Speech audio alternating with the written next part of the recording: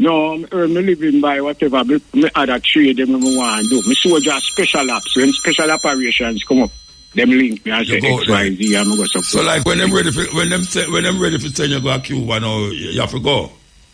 No. Well, I don't say it, you know.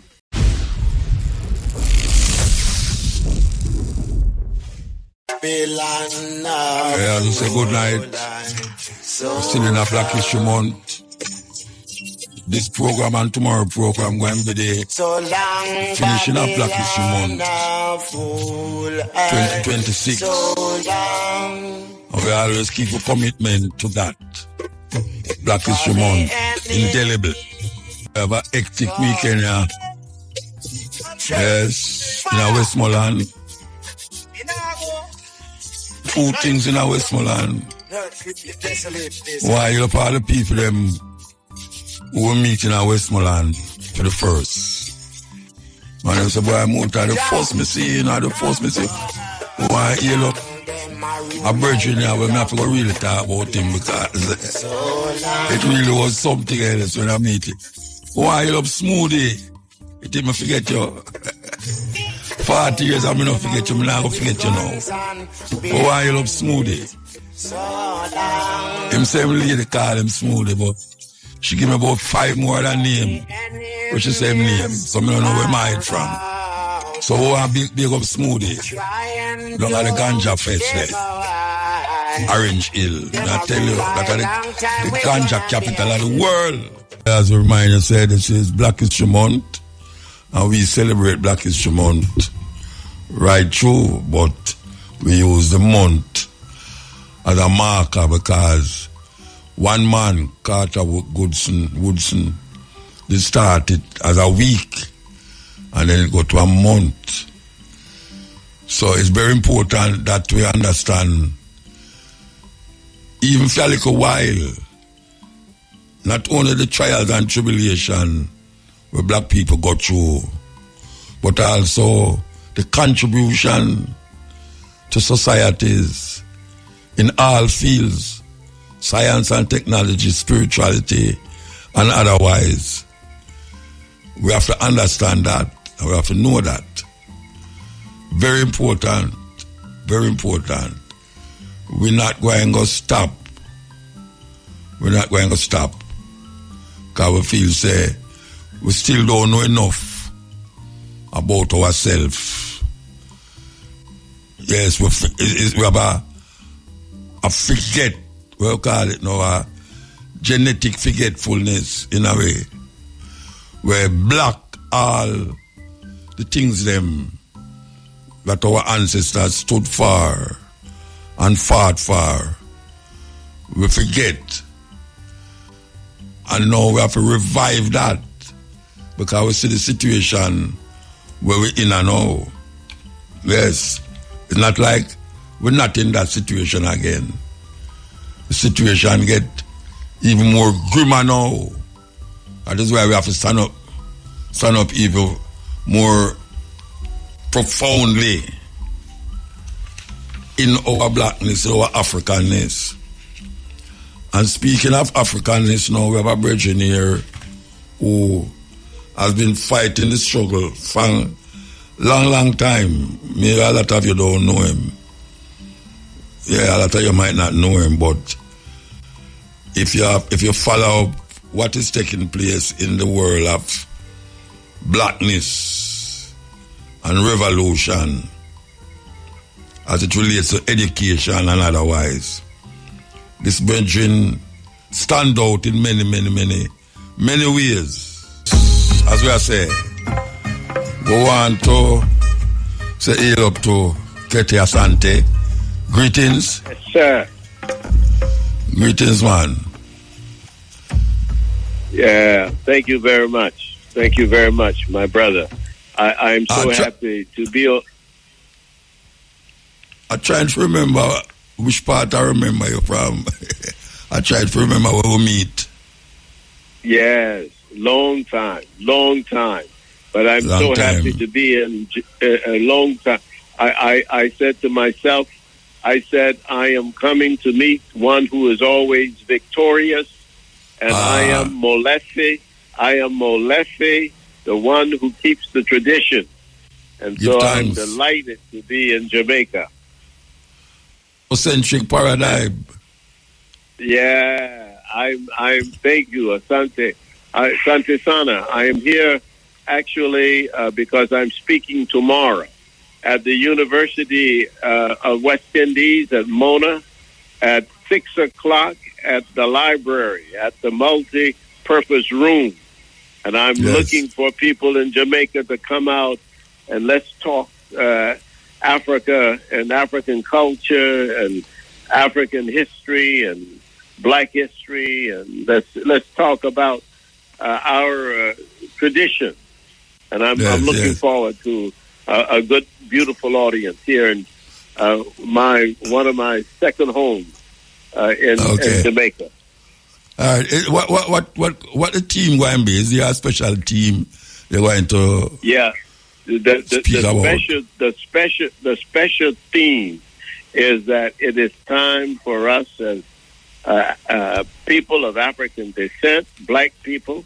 It's time for us to accept our own history and our own culture, and to know that there's nothing better for us than our own historical experiences. And we need Rasta has been the vanguard of what you just said. Yeah. You know? Yes. It's what we've been saying. What we have to say. And we have to say one unity. Only unity. Yes, and we have to have a sense that that the only traditions that matter to us, that really will make us better people, even make us better neighbors, make us better husbands and wives and sons and daughters, is for us to know our own history and our own culture. We are people who have been taken off of our own terms, and we're often following other people's terms, not our own terms. And I see it all over the world. Wherever I go in the African world, I see it. Whether it's on the continent or in the Caribbean or in the United States or in Mexico or in Colombia, we are taken off of our terms. And we need to get back on our own terms. And we need to start with the classical civilizations of Africa. And we need to look for our own religion. And our religion cannot be the religion of our oppressors. All right, given that Africa is so diverse. 6 o'clock. 6 o'clock. No, Tomorrow, listen. 6 o'clock. Oh. Yeah, I am saying that given that Africa is so diverse, when you say African religion, what we're talking about? I'm talking about the classical one.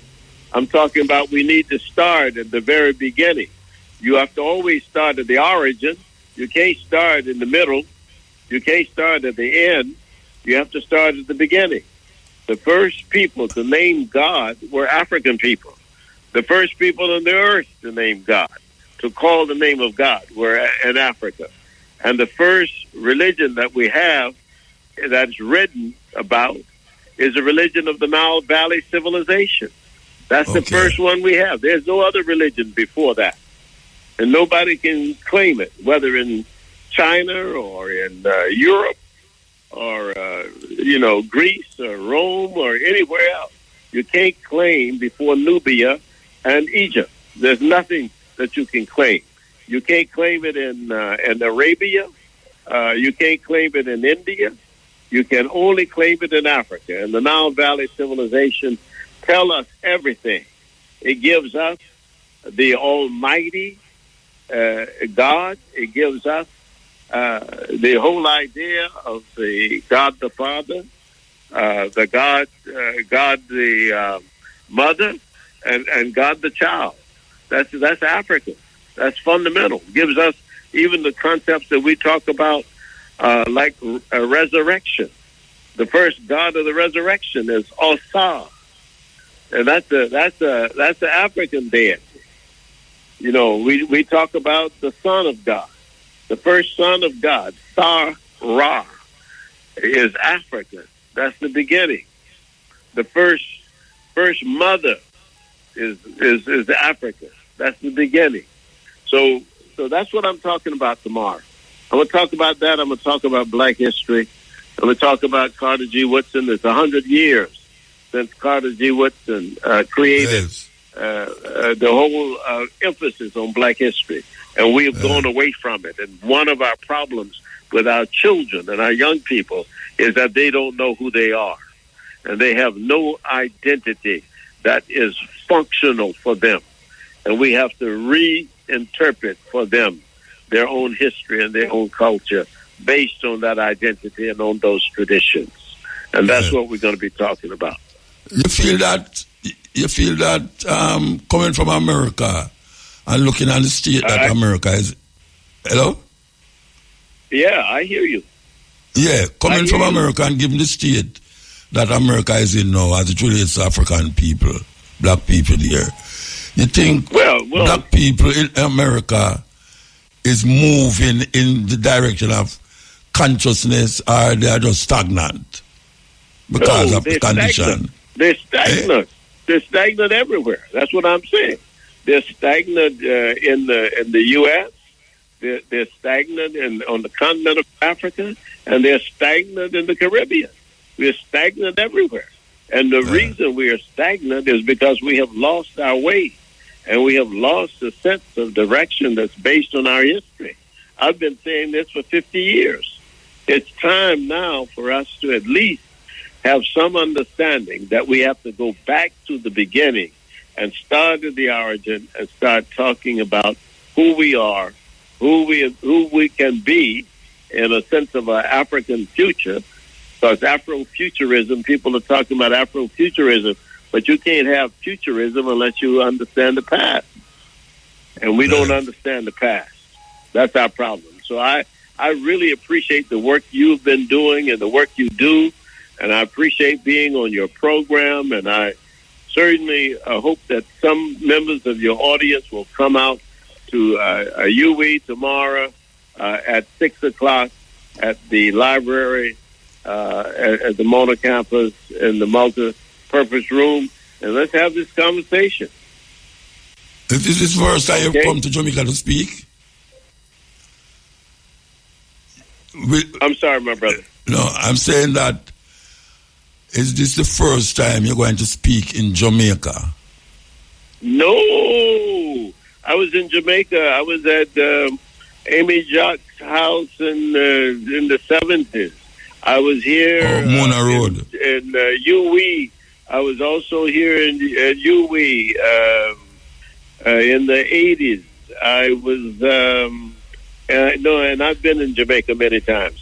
I've been in Jamaica maybe 6 or 7 times. Okay. Yeah, in fact, my wife's family is from Jamaica. Just the way, actually, from Jamaica to Costa Rica, and then to the U.S. Yeah.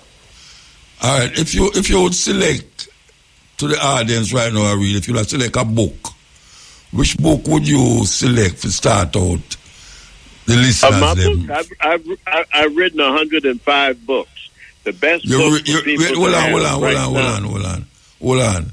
You have written 105 books. I'm the most published black scholar in the U.S. I only know about 2 of them. I used to sell them in my store there. Have I? Yes. No, I'm saying that I don't even know 10 of them. I used to sell some of them in my store. I used to have a bookstore. Oh, yes. And I used to sell them. You probably used to sell Afrocentricity. That was one of my early books. But the book now that I recommend to people is The History of Africa. It's the first time a black person has written a book called The History of Africa, which is about the whole continent of Africa. There's the first book written by a black person, The Whole History of Africa. Okay. Nobody has done it before. And where it start from? white people had. There were some white people who wrote the history of Africa, but no black person before I wrote it. And I wrote it, and actually it is in the 4th edition. The 4th edition, The History of Africa, by Molefi Asante. That is now, that's a major work that people are using in Africa, using in the U.S., it's everywhere. It's an audio book? It's audio book? Have you got it on audio? Yeah.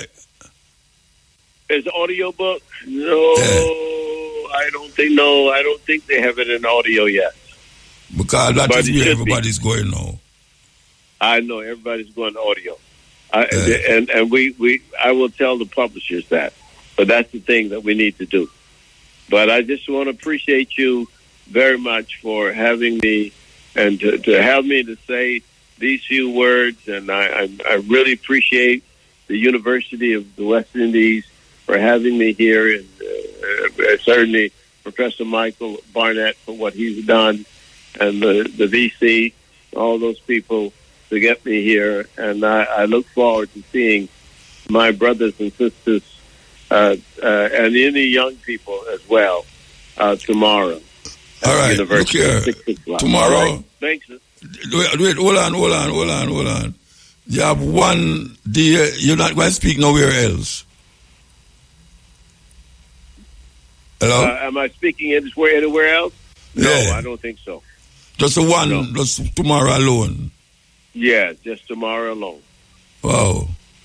Okay. All right. Yeah. Well, that's tomorrow. Yeah. University of the West Indies. It's at 6 o'clock? Yes, sir. 6 o'clock? Yes, sir, okay. Brother. All right. Give thanks, Thank Bridget. You, brother. Give thanks. Yes. Give thanks, Brother Muta. Thank you so much. All right. Yes. Bye-bye. One place in my day. All right. Ketes Asante. Yeah, the man say I want you to book him have. Well published. Well published. 100 odd books. Trust me. A whole heap of book that we have. Anyway, we could continue. We could continue the journey. Today is Easter Sunday, and whilst the Christians of the world are celebrating the resurrection of Jesus Christ, Christians and non-Christians alike will no doubt be on chocolate eggs. The rebirth of Jesus and the consumption of chocolate eggs are certainly not linked with regard to their origins, and historians and biblical scholars alike will universally admit that before ever coming a Christian holiday, Easter is undoubtedly a pagan festival. This can be seen by the fact that the date of the Easter weekend changes every year, and it is due to Easter always being the first Sunday following the full moon after the spring equinox. Unlike the word Christmas, the word Easter also has pagan roots, and history books can trace it back to the Saxons, where Eostre was the spring goddess. It wasn't until the 8th century when the Anglo-Saxons took the name from the goddess and married her up with the resurrection of Jesus to give a new name to a Christian holiday. But of course, Easter as a celebration goes back much further than the Saxons, and some say it even goes as far back as the Sumerians, and the legend of Dumuzi or Tammuz to the Babylonians, and Ishtar or Inanna. The legend known as the Descent of Inanna was found inscribed on a 4,100-year-old clay tablet. As Tammuz dies, Ishtar follows him into the underworld, where she gets judged, killed, and is hung on display. Meanwhile, the earth goes into decline, with crops failing and animals stop reproducing. After being missing for 3 days, the god Enki sends 2 creatures into the underworld, carrying the plant and water of life, and the 2 gods are resurrected. They return to Earth as the light of the sun for 6 months, and 6 months later, they go back into the underworld again and stay for a further 6 months. Hence, we see the cycle of death in the autumn and life in spring, all of which, of course, are connected to sun worship. As you can see, like the story of Noah's flood, the Christian story of Jesus has borrowed a lot from the Sumerian legends. Whether Jesus was a real person or not is open to debate and is not for this video, but there is no doubt that the story of Jesus was embellished with far more ancient mythology to keep the ancient knowledge alive and to encode the wisdom into the New Testament for future generations. The Bible is certainly a carefully crafted work of art. As AncientOrigins.net reports in their great new article on Easter, linked below in the description, in the 4th century when Christians identified the exact location of the empty tomb of Jesus in Jerusalem, they selected a spot where a temple of Aphrodite, another god based on Ishtar or Inanna, once stood. Like with most churches and cathedrals around the world, the former pagan temple was torn down, and in this case the Church of the Holy Sepulchre was built in its place. But of course, as many of you know, there are many more stories of death and resurrection in the ancient world, such as the story of Horus in ancient Egypt, Mithras, Dionysus, etc. All such legends have common elements and are all associated with sun worship, and many were incorporated into the New Testament, which really isn't unsurprising when you look at the formation of the Holy Roman Empire and the adoption of Christianity by the Emperor. In ancient times, the Cybele cult flourished on today's Vatican Hill. Cybele's lover, Attis, was born of a virgin, died and was reborn annually. The spring festival began as a day of blood on Black Friday, rising to a crescendo after 3 days in rejoice over the resurrection. In the early days of Christianity, there were violent conflicts between this cult and early Christians over whose God was true, when the fact is that both stories are actually the same. In the New Testament, the death and resurrection of Jesus is another symbolic story about the rebirth of the sun, and surely wasn't a literal event. But not all historians agree that Ishtar is the origins of Easter, because there is another spring goddess known by the names of Oster, Ostara, Austra, and Istra. This goddess was celebrated on the spring equinox of March 21st as the bringer of light after winter. But in actual fact, it is very likely that all of these gods originate from Ishtar. The goddess was often depicted as a hare, and therefore the modern-day Easter bunny was symbolic for the arrival of spring, as well as the fertility of the season. As well as being a goddess, Ostra is apparently an ancient word that means spring, and has been adopted and adapted by many European languages, and used ever since. Therefore, what this shows is that the true origins of Easter include a number of different customs and traditions from a number of different civilizations from different periods of time. It is a composite and truly pagan festival centered on the rebirth of the sun after the cold winter has passed. This is a timeless festival and has always been of high importance to most civilizations because it means that humans can once again cultivate crops as the earth warms up. So, why are we all eating chocolate eggs this weekend and feeling sick and falling asleep on the sofa in front of an old James Bond movie? Okay, that was my own Easter tradition growing up, but as you may have guessed, in ancient spring worship customs, the egg was associated with rebirth, renewal and fertility. But why does a hare or Easter bunny give out eggs? Well, in Germanic mythology, the goddess Ostara healed a wounded bird before turning it into a hare. The hare, still partially a bird, showed its gratitude by laying eggs as gifts. But even this Germanic pagan tradition goes back much further into antiquity, as even in ancient Egypt the egg was found to symbolise the sun. Going back to the Babylonian Ishtar, the goddess who is one and the same as the Sumerian goddess Inanna, and who all later spring goddesses were likely modelled on, she was the goddess of fertility, and her symbols were the rabbit or hare, and also the egg. So, when you're eating your Easter eggs this weekend, remember that the origins of this tradition go back many thousands of years. Maybe not chocolate eggs, but eggs nonetheless. As stated in AncientOrigin.net's fantastic article, the first reference of the Easter Bunny comes from a German text from 1572, which says, "Do not worry if the Easter Bunny escapes you. Should we miss his eggs, we will cook the nest."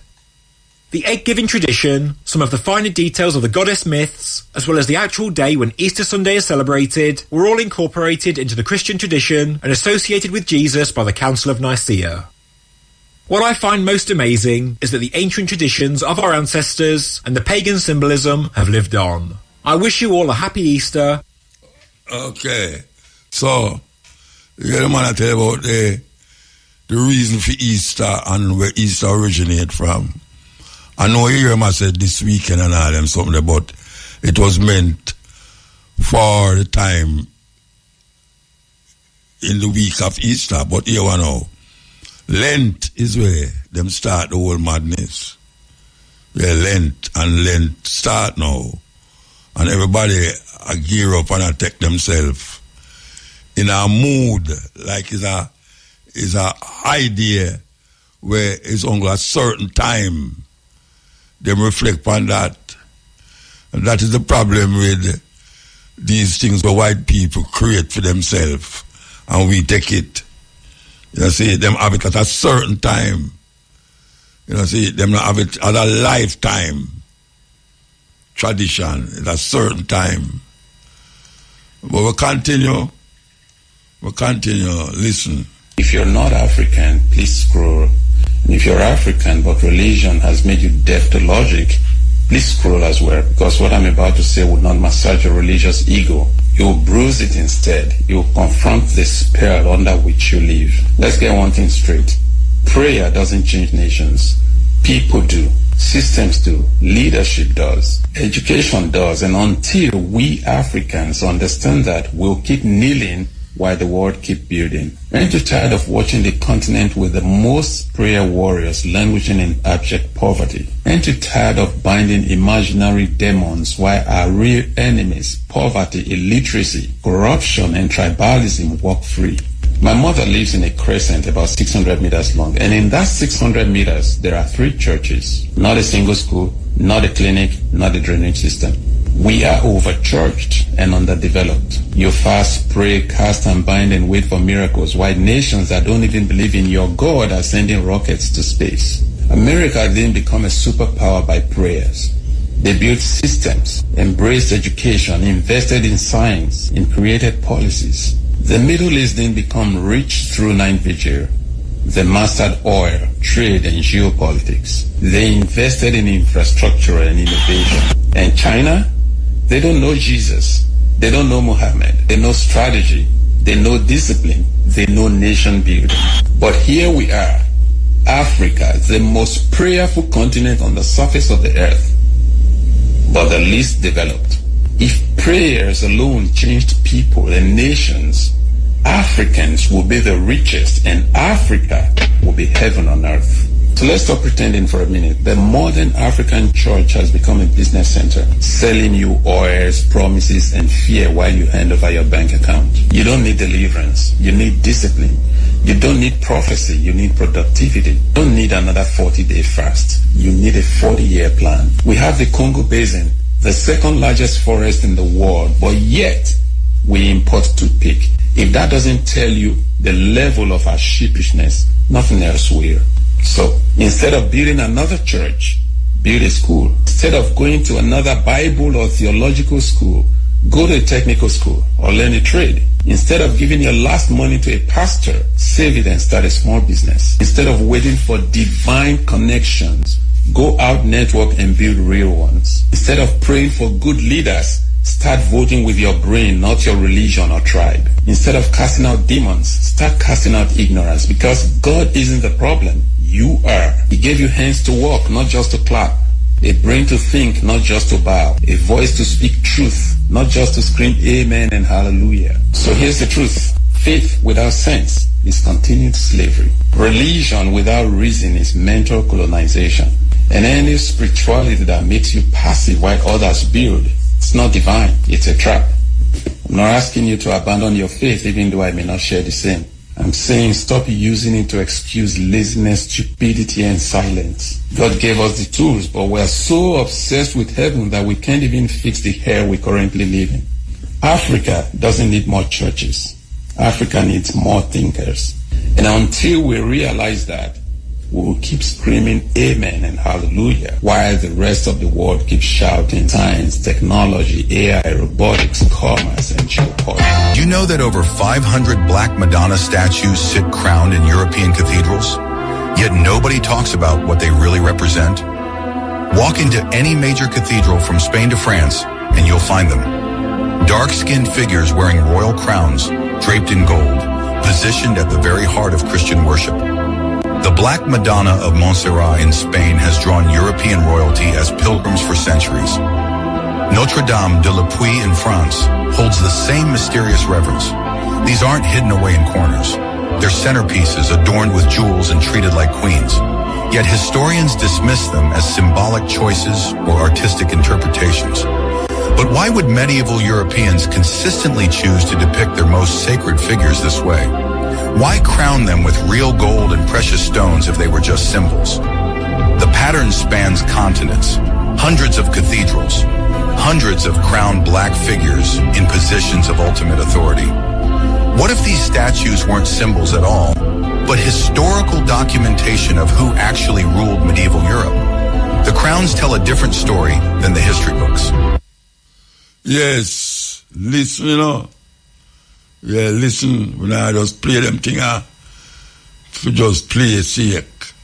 As a matter of fact, we're going to play Continent with Mutabaruka. We are listening to our meds. You know here, Continent, the end, the end. Did you know that over 500 Black Madonna statues sit crowned in European cathedrals? Yet nobody talks about what they really represent. Walk into any major cathedral from Spain to France, and you'll find them. Dark-skinned figures wearing royal crowns, draped in gold, positioned at the very heart of Christian worship. The Black Madonna of Montserrat in Spain has drawn European royalty as pilgrims for centuries. Notre Dame de la Puy in France holds the same mysterious reverence. These aren't hidden away in corners. They're centerpieces adorned with jewels and treated like queens. Yet historians dismiss them as symbolic choices or artistic interpretations. But why would medieval Europeans consistently choose to depict their most sacred figures this way? Why crown them with real gold and precious stones if they were just symbols? The pattern spans continents, hundreds of cathedrals, hundreds of crowned black figures in positions of ultimate authority. What if these statues weren't symbols at all, but historical documentation of who actually ruled medieval Europe? The crowns tell a different story than the history books. Yes, a serious thing. You ever consider that? Guys, listen. Let me tell you, the most praying continent on this planet, Earth, is Africa. Most praying, if you research and if you see it. Most churches, every 600 meter or 100 meter or 1 kilometer, you will find a church. Most poorest continent is Africa. Why? Do you have an answer? Mm-hmm. We don't need churches. We don't need temples. I am pastor myself. We need schools. We need hospitals. We need industries. That is where the life is. God is not telling you to build church and pray me there. You pray where you are. We need correct policies to change the people's life.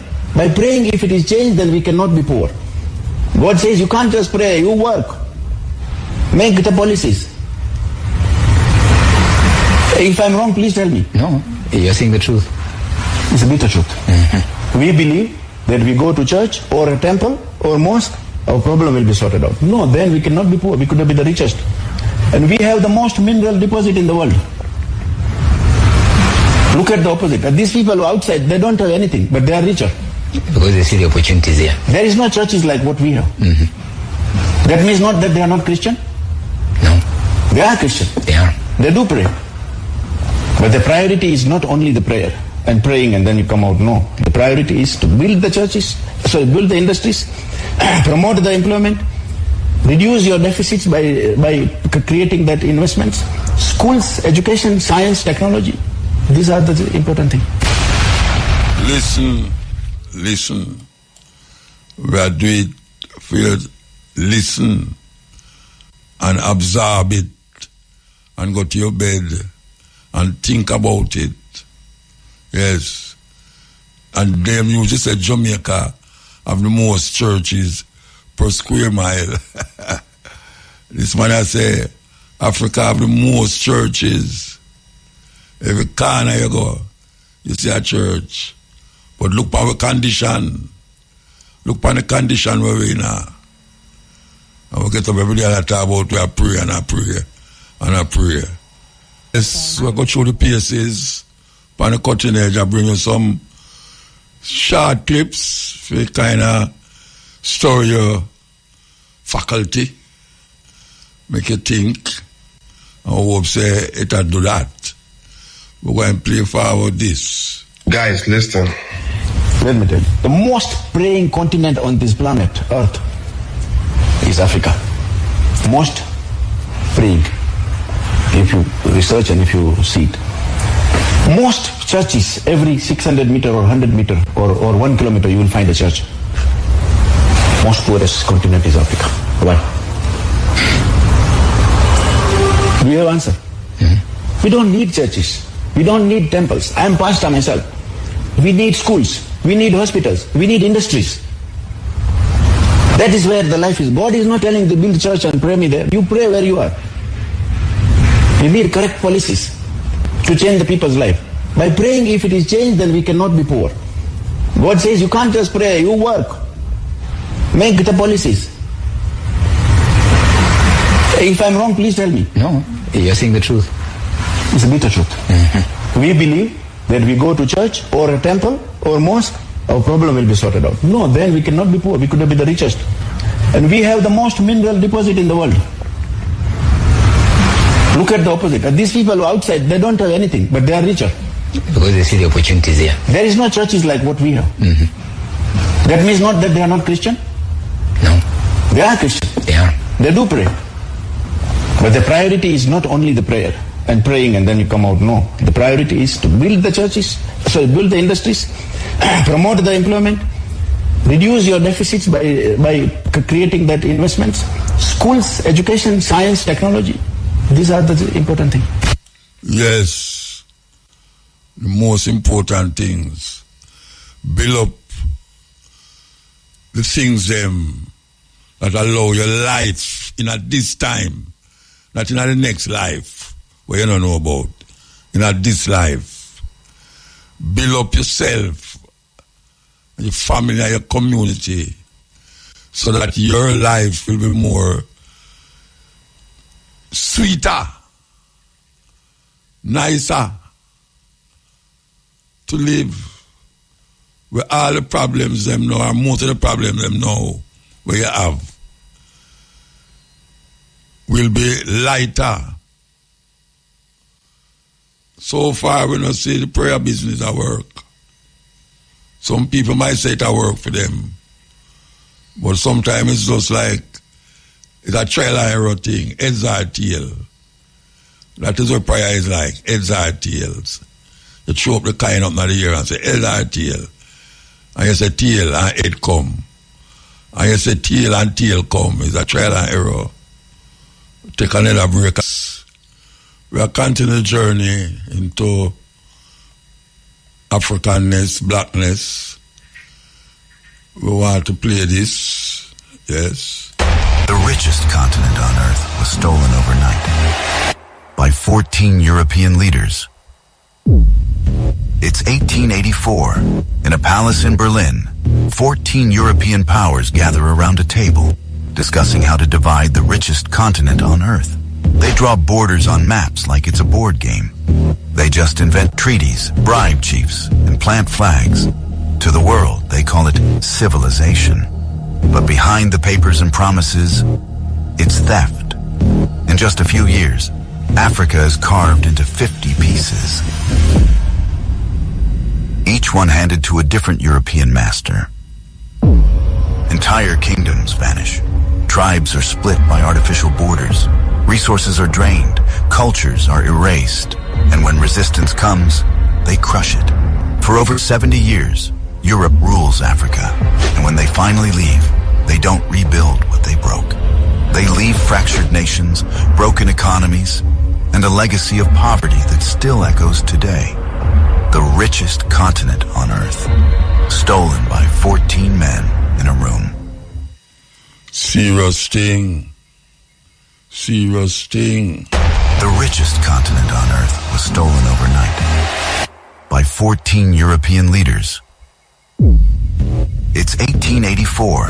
In a palace in Berlin, 14 European powers gather around a table, discussing how to divide the richest continent on Earth. They draw borders on maps like it's a board game.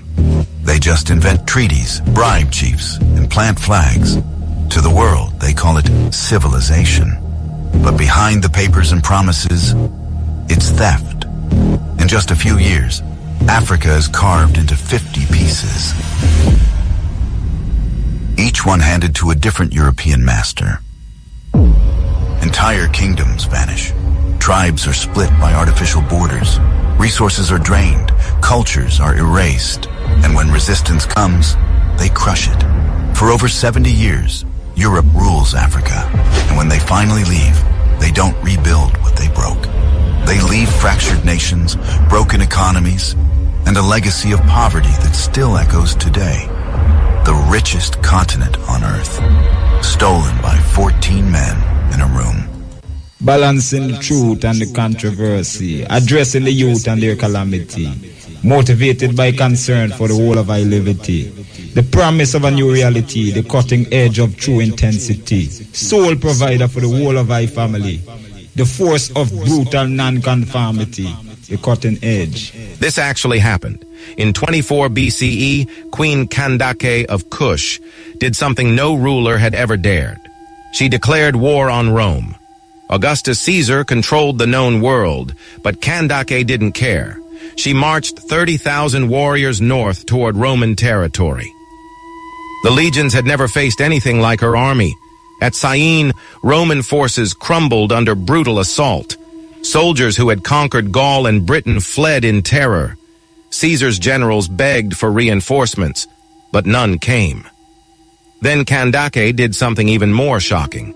She negotiated with Augustus as an equal. Not as a conquered queen, but as a peer. Augustus agreed to her terms and removed all Roman taxes from Kushite territory forever. Rome paid tribute to an African queen they couldn't defeat. Serious thing, may I tell you? This actually happened. In 24 BCE, Queen Kandake of Kush did something no ruler had ever dared. She declared war on Rome. Augustus Caesar controlled the known world, but Kandake didn't care. She marched 30,000 warriors north toward Roman territory. The legions had never faced anything like her army. At Syene, Roman forces crumbled under brutal assault. Soldiers who had conquered Gaul and Britain fled in terror. Caesar's generals begged for reinforcements, but none came. Then Kandake did something even more shocking. She negotiated with Augustus as an equal. Not as a conquered queen, but as a peer. Augustus agreed to her terms and removed all Roman taxes from Kushite territory forever.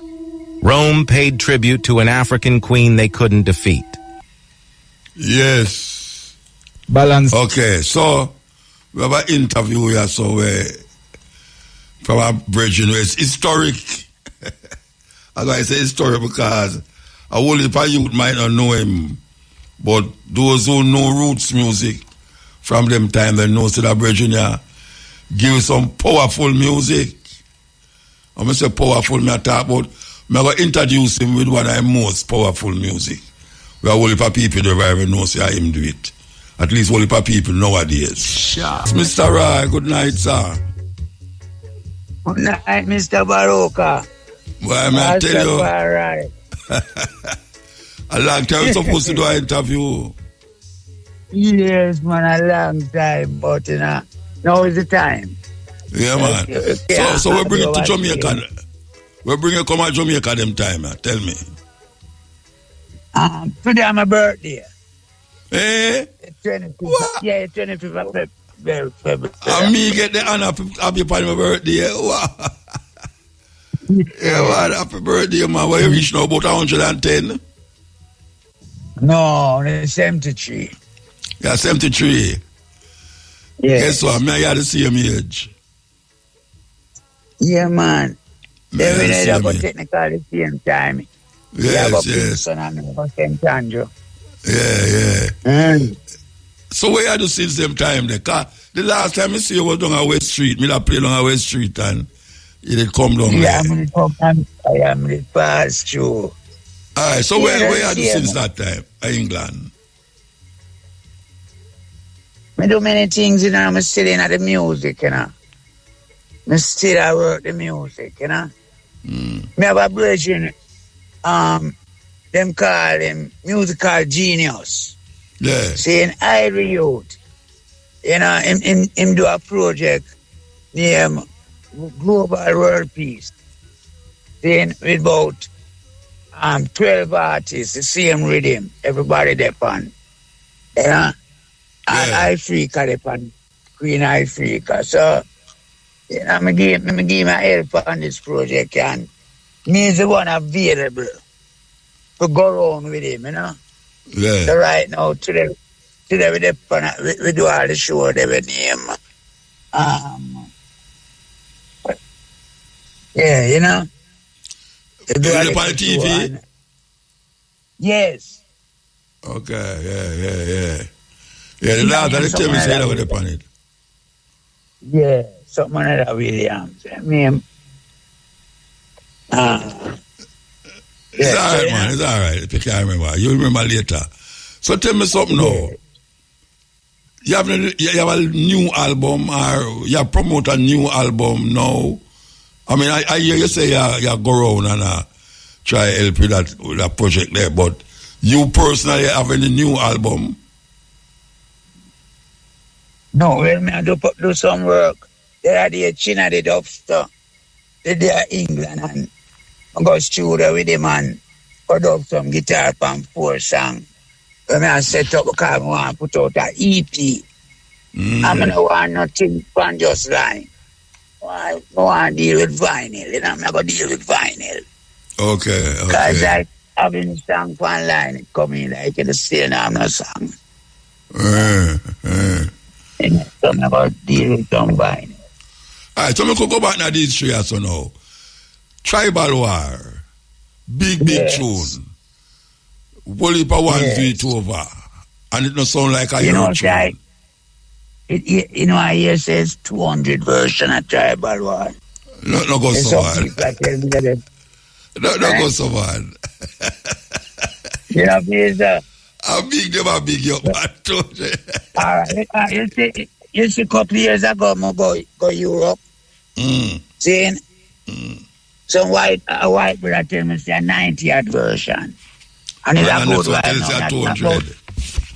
Yeah. So wait there. I do an interview. I do an interview with a brother from America. Yeah. And him said to me, how much version of Tribal War you feel him have? So true to me here about this from about 10 years ago. Say 90.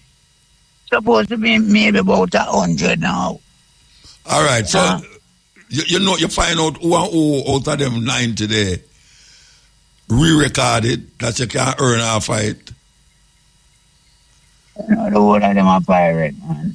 God knows where my boy and like it's fame.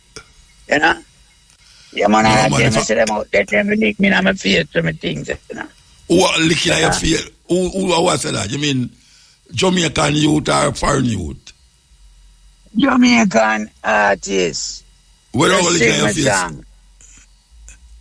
For record. All right. Yeah, when do know? Yeah, what me have an issue because them a sing my song on stage show me supposed to get PRS. And it's either them a claim it, but them not make me get nothing out of my song. You know?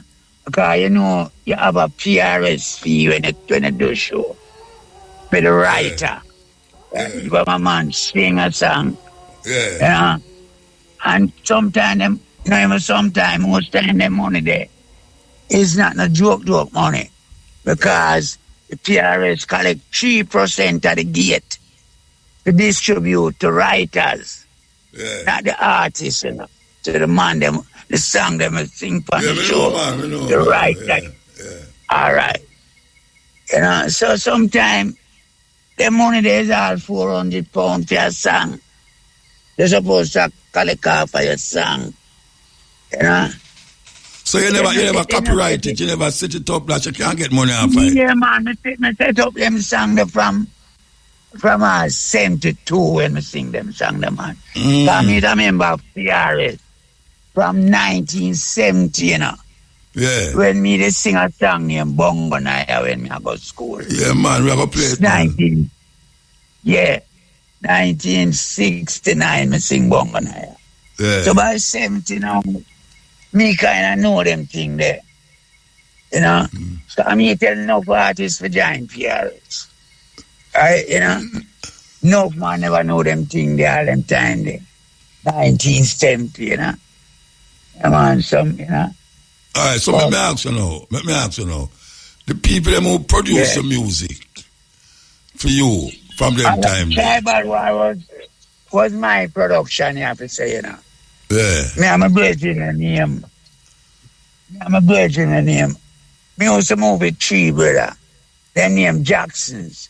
Yeah. The one with me and him produced that is one named Munchie Jackson. His right name is Melvin Jackson. But them call him Munchie.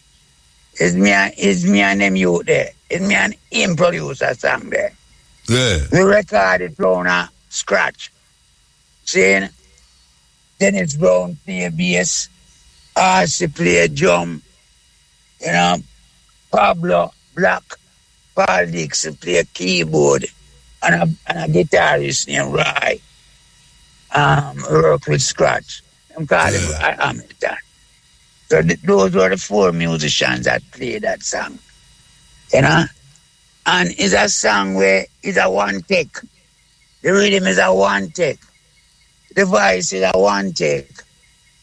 And we carry to him now and say we're going to listen it. Because me from come back and voice it. When we listen it, we say, it sound good enough.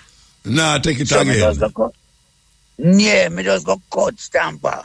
It never ever mix. That song they never ever get mixed, you know. You see, I go cut it clean there. Yeah, man, that song they never ever mix. But them days they never have a 24 track, nothing. No, you know, scratch thing, you know. Yeah. Scratch is a man can't create sound. Yeah, different, yeah. Yeah, I just create sound. When scratch don't even take a song, him take it like it done mix already. Yeah. You know, so. Yeah. So we don't go cut all right, you wanna know. Me go play a next tune where it really big before the 12 o'clock, but after the 12 o'clock, say 12 o'clock, we'll come forward. So don't hang up your phone or nothing, but make the people them hear this tune. Right. So that tune, big CM you like Tribal War, and Freddie McGregor do it over. And make it even bigger. Eh? Yeah, them say I'm going to lick me in my face for my own things. Oh, Freddie McGregor? Yes. And they come up.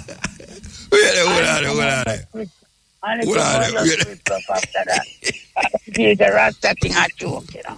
Hold on there. No, your tune this. My tune. And the boy come in at 12 tribe, come hear me and sing all my song. Remember me there. Oh, you mean? At the time, they not come out there yet. Yeah. And I'm coming at 12 tribe with a band with him. Generation Gap. Generation, yeah. He was the drummer and that time you never recorded the tune yet. So how you get the tune for record it? No, you hear it and record it. I get all where you go to? What caused the friction? Film go answer. Yeah, hold on. Yes, this is the cutting edge. I know that a level here, we are talking to Liquorai, and we reach a tune named Prophecy, and everybody know the other version, which is Freddie McGregor sing it. So Liquorai, I say, him and Freddie McGregor getting an altercation about the song. So yeah, you last in this version. Tell me what you last now. 12 tribe. Yeah, 12 tribe. Name of 12 tribe. One night. Federation. Yo. Sorry. No, you can't say. You dump that, sir? Eh? Oh, you dump it. No, you can't tell him to the parade, Virgin. Alright, sorry. From me hang up on the phone, from me on time. It's pure disrespect. Alright? No, why am I disrespect you? Because I'm do an interview and I talk about my things. I talk about my not. Him just a go on because like him not feel like me supposed to talk about my things. You know? Because him do many shows with my song and I don't get no appearance from it, motor. So I know, and it's many years now, from 8 to 9, him sing my song. You know? So it's registered in a film name then, I'll let you say. Most that. You know? He must register my song in a name. Can't put in one part tonight where it go about fire. You know? Something like that. Something if it's that change the publishing of my song. I don't know. You know? No, I couldn't change it. The words them still there. What you saying? But John Holt and what have you tell him now? Was George Nooks must sing over tribal war too? Yes. Yes. Well, me not say the one George Nooks, but me and John Holt in an argument. You know? And me and John Holt in a serious argument. Because me and John Holt just we born one road from each other, you know. Him born a Mission Road, me born a Galloway Road. In front of Walton Park Road, in front of China Cemetery. You know. The two of us born at the corner of Walton Park Road. You know? Yeah. Galloway Road come from Maxfield Avenue. And Mission Road come from Maxfield Avenue too. You know, so, you know, I can't, you know, I just can't understand it, Muta. So wait, hold on there. You have the tune them registered? My song them registered from the... All right, wait, hold on. Before John Holt sing it over and George Nooks sing it over, it did register, right? Yeah, it registered. So you go to them about it, you get a lie, I forgot to them, where you know? Well, I tell you what caused the making of a tribal war. When Joe Gibbs used to sell it to Joe Gibbs. Because that song we are Randy used to take out 4,000 for the week, you know. Tribal war, you know. Because the song was posted on my hand. Jojo, who used to press it, him know how much that sell. That is Channel 1. So he make John Holt sing it over. George, Joe Gibbs, who used to buy it, him know how much it has sell. So he make George Nooks sing over the song. Yeah. Because that song we are by Randy and the Dragonaires sing over, you know. Now people don't know them thing there. It's not those same people in Jamaica sing the song. People like us, let me say, by Randy and the Dragonaires. I wish they make over two of my song. They make over Bongo Naya. And they make over Tribal War. So tell me something. You get any money off of Tribal War? No, yeah, I get money off of. Butcher Bantan do a version. And Damian Marley do a version. Damian Marley version sell about 300,000. Butcher Bantan version sells 600,000. You know, so some earn a food off of them. Two versions, they are tribal. Yeah. Butcher Bantan and Damian Marley. You don't get nothing from John Holt and George Nooks? George, no. Not the other many versions that they made. You said prophecy now. Freddie McGregor, no royalty after that for you.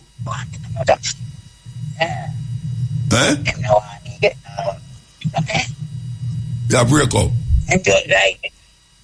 I'm just don't want me to get anything out of my things. Yeah, Freddie McGregor. So you don't get a liar? But it's like, no, I'm not getting a liar. Because one time, I get a liar, I did something with me. And they come out and say liar on my side. A BMG side, them dead. After me. Who you say who? BMG. Yeah, BMG, yeah. You get a lawyer to deal with them. So me and them in a little thing. And it's for them side, him started my side. So yeah. Alright, sir. I tell you. Well, you know, all right. You know a big problem. You know a big problem because I about 2 albums, 3 albums. Remember you give me the last, you give me an album, man. The first one where you do, Liquor album there, that is the one where he's known for. You know, that is the one like, you know, I mean, say Tribal War, Prophecy, Bongo Naya, all them tune, that big tune from them time there. Make me refresh the people their mind about Bongo Naya. Them tune that it rule, what them call dancehall nowadays, them tune that used to rule dancehall.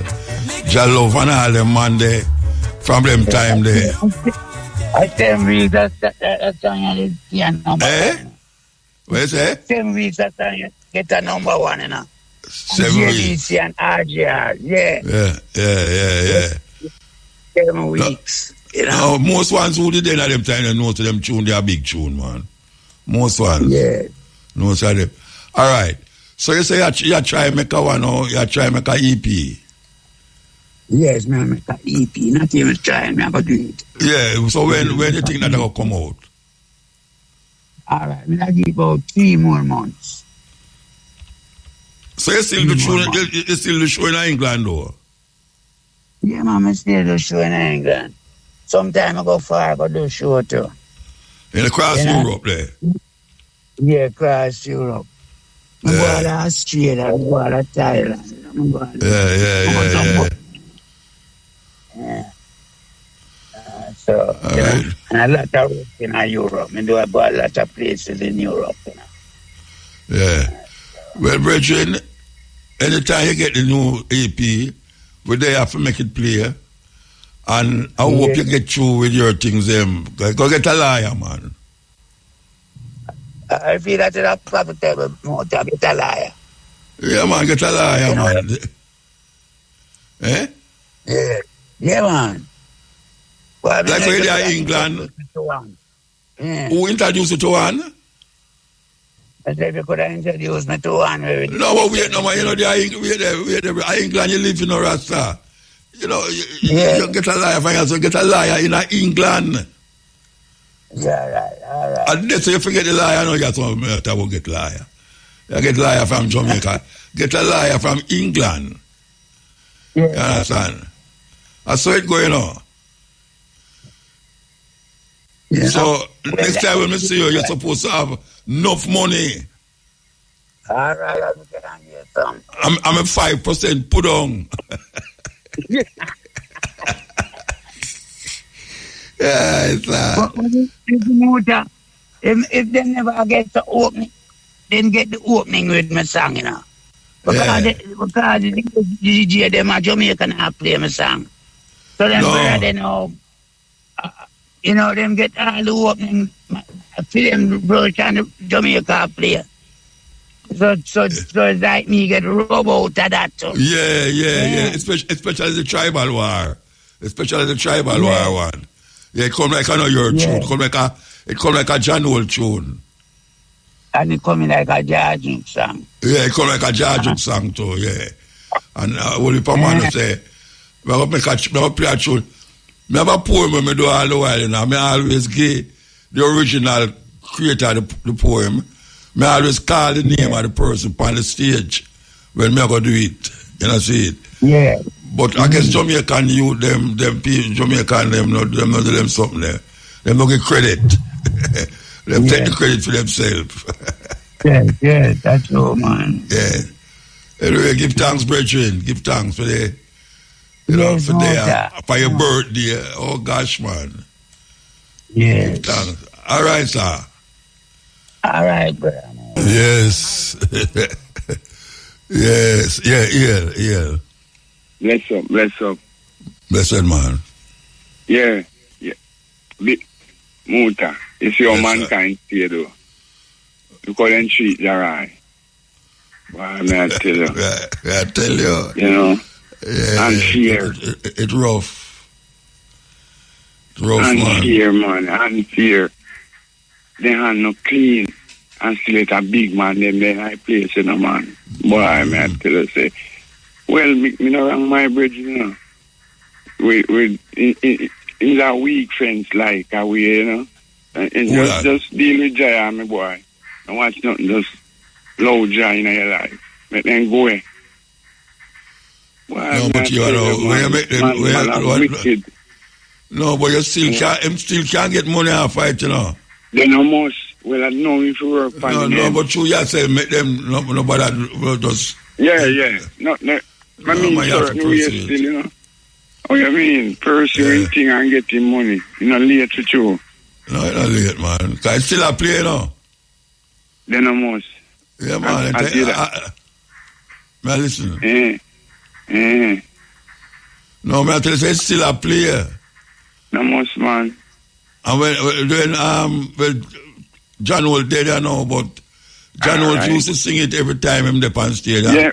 Me hear what name? Nook. George Nook sing it every time him up on stage. Prince Mohammed. Prince Mohammed him used to name, but him name George Nook, I know. Yeah. I say, man, let me hear them, man. I say, me love it tune there, you know. You see, man, a big tune, man. You know, so I first me hear the original. Oh, yeah? Yes. Yes. You want the prophecy? And the first year, the original prophecy? I think so. No. No, you remember Freddie McGregor sing it over? Yeah, man. Yeah, man. I hit mostly me here with them one, you know? Yeah, man. See them man, the man. Why may I tell you, man?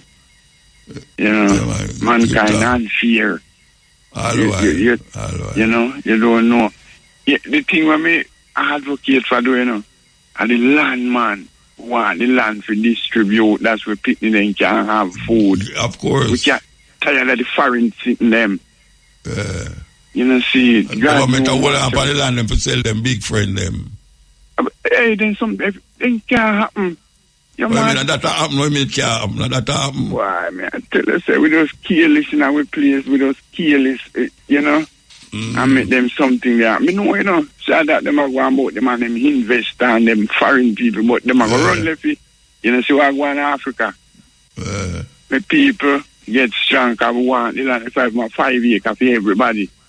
I you know, so the all the land in the Caribbean belongs to the king. Me agree, me hear that.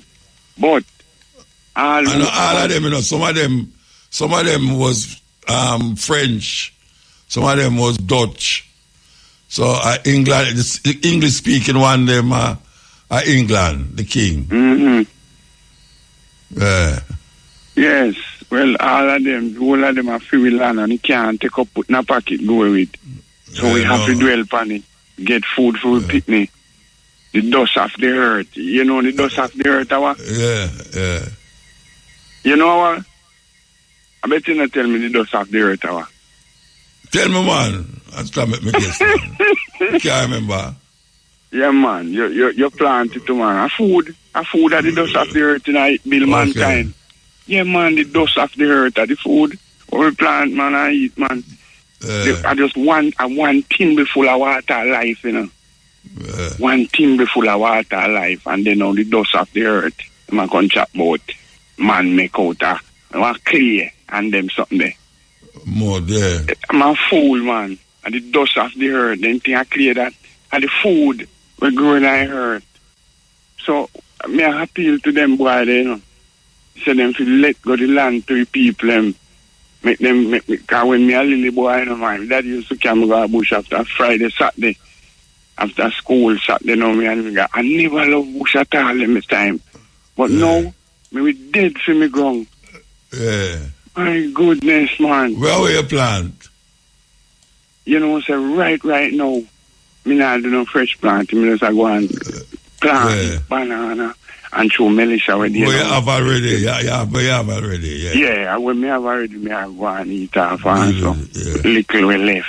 And Melissa come mash up everything worse now. But me know whole pa sucker. You know, whole pa sucker they bought the place. Banana planting. You know, so me appeal for them, man, if they just free up the land, because the land are free. I only had poor people and live off island to plant food to stop the hunger. Can't depend on the foreign sitting, man. No. And then good all the fertilizer thing. We not use them something there. My fertilizer are the rain. Water. Yes. We can't tell them that. If you see one of my finger plant, when time we used to get when we used to chop plant, one finger, them would out the road and sell it for 500 and 600. No. My sister only come Marga sit in the market with them at. Boy, me I tell you, sir. Oh God, man, we are suffer, man. We are suffer. I wonder if Mr. Theory can come help me. I don't have Burkina Faso. The one thing I want to problem, man. I tell about he must come help me. No, me I say one day if he can come help me. Help me for the what? We straighten out them guys here. You know, so the man have a problem, a big problem for him country. True, man. You have terrible problem. I watch him and the youth, them over say, I advocate to youth, them bad. Man, free education. Of course. Somebody they come here and say free education, you know, and then fight out that man there. Bad. So they don't want nothing good for the people. These Babylon people, them hate all the elderly and then hate the young. All you hear them a chat, then hate the elderly and the young. Me can't tell them that. Can me see where they go on with 970s. Yeah, of course. All right, we have to move though. We have to move. We have an area come up here. Yeah, more you look. All right, yes, EL. Yeah, man. Yeah. Hello. Morning. Yeah, man. Wicked program last week, Thursday, Sunday, man. I must congratulate you on Carbo. Okay, yeah. Man, and why Muta? Let's go through it quick. Black History Month, yeah, man. The History Man really touching my boss. Yeah. And I hope all the way out the black people open up their mind.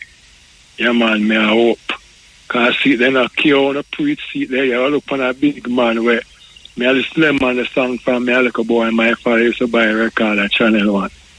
I play upon a record change, and you can't, and this time, man, but so we aggressive for one, and we're aggressive for one, do it. You understand?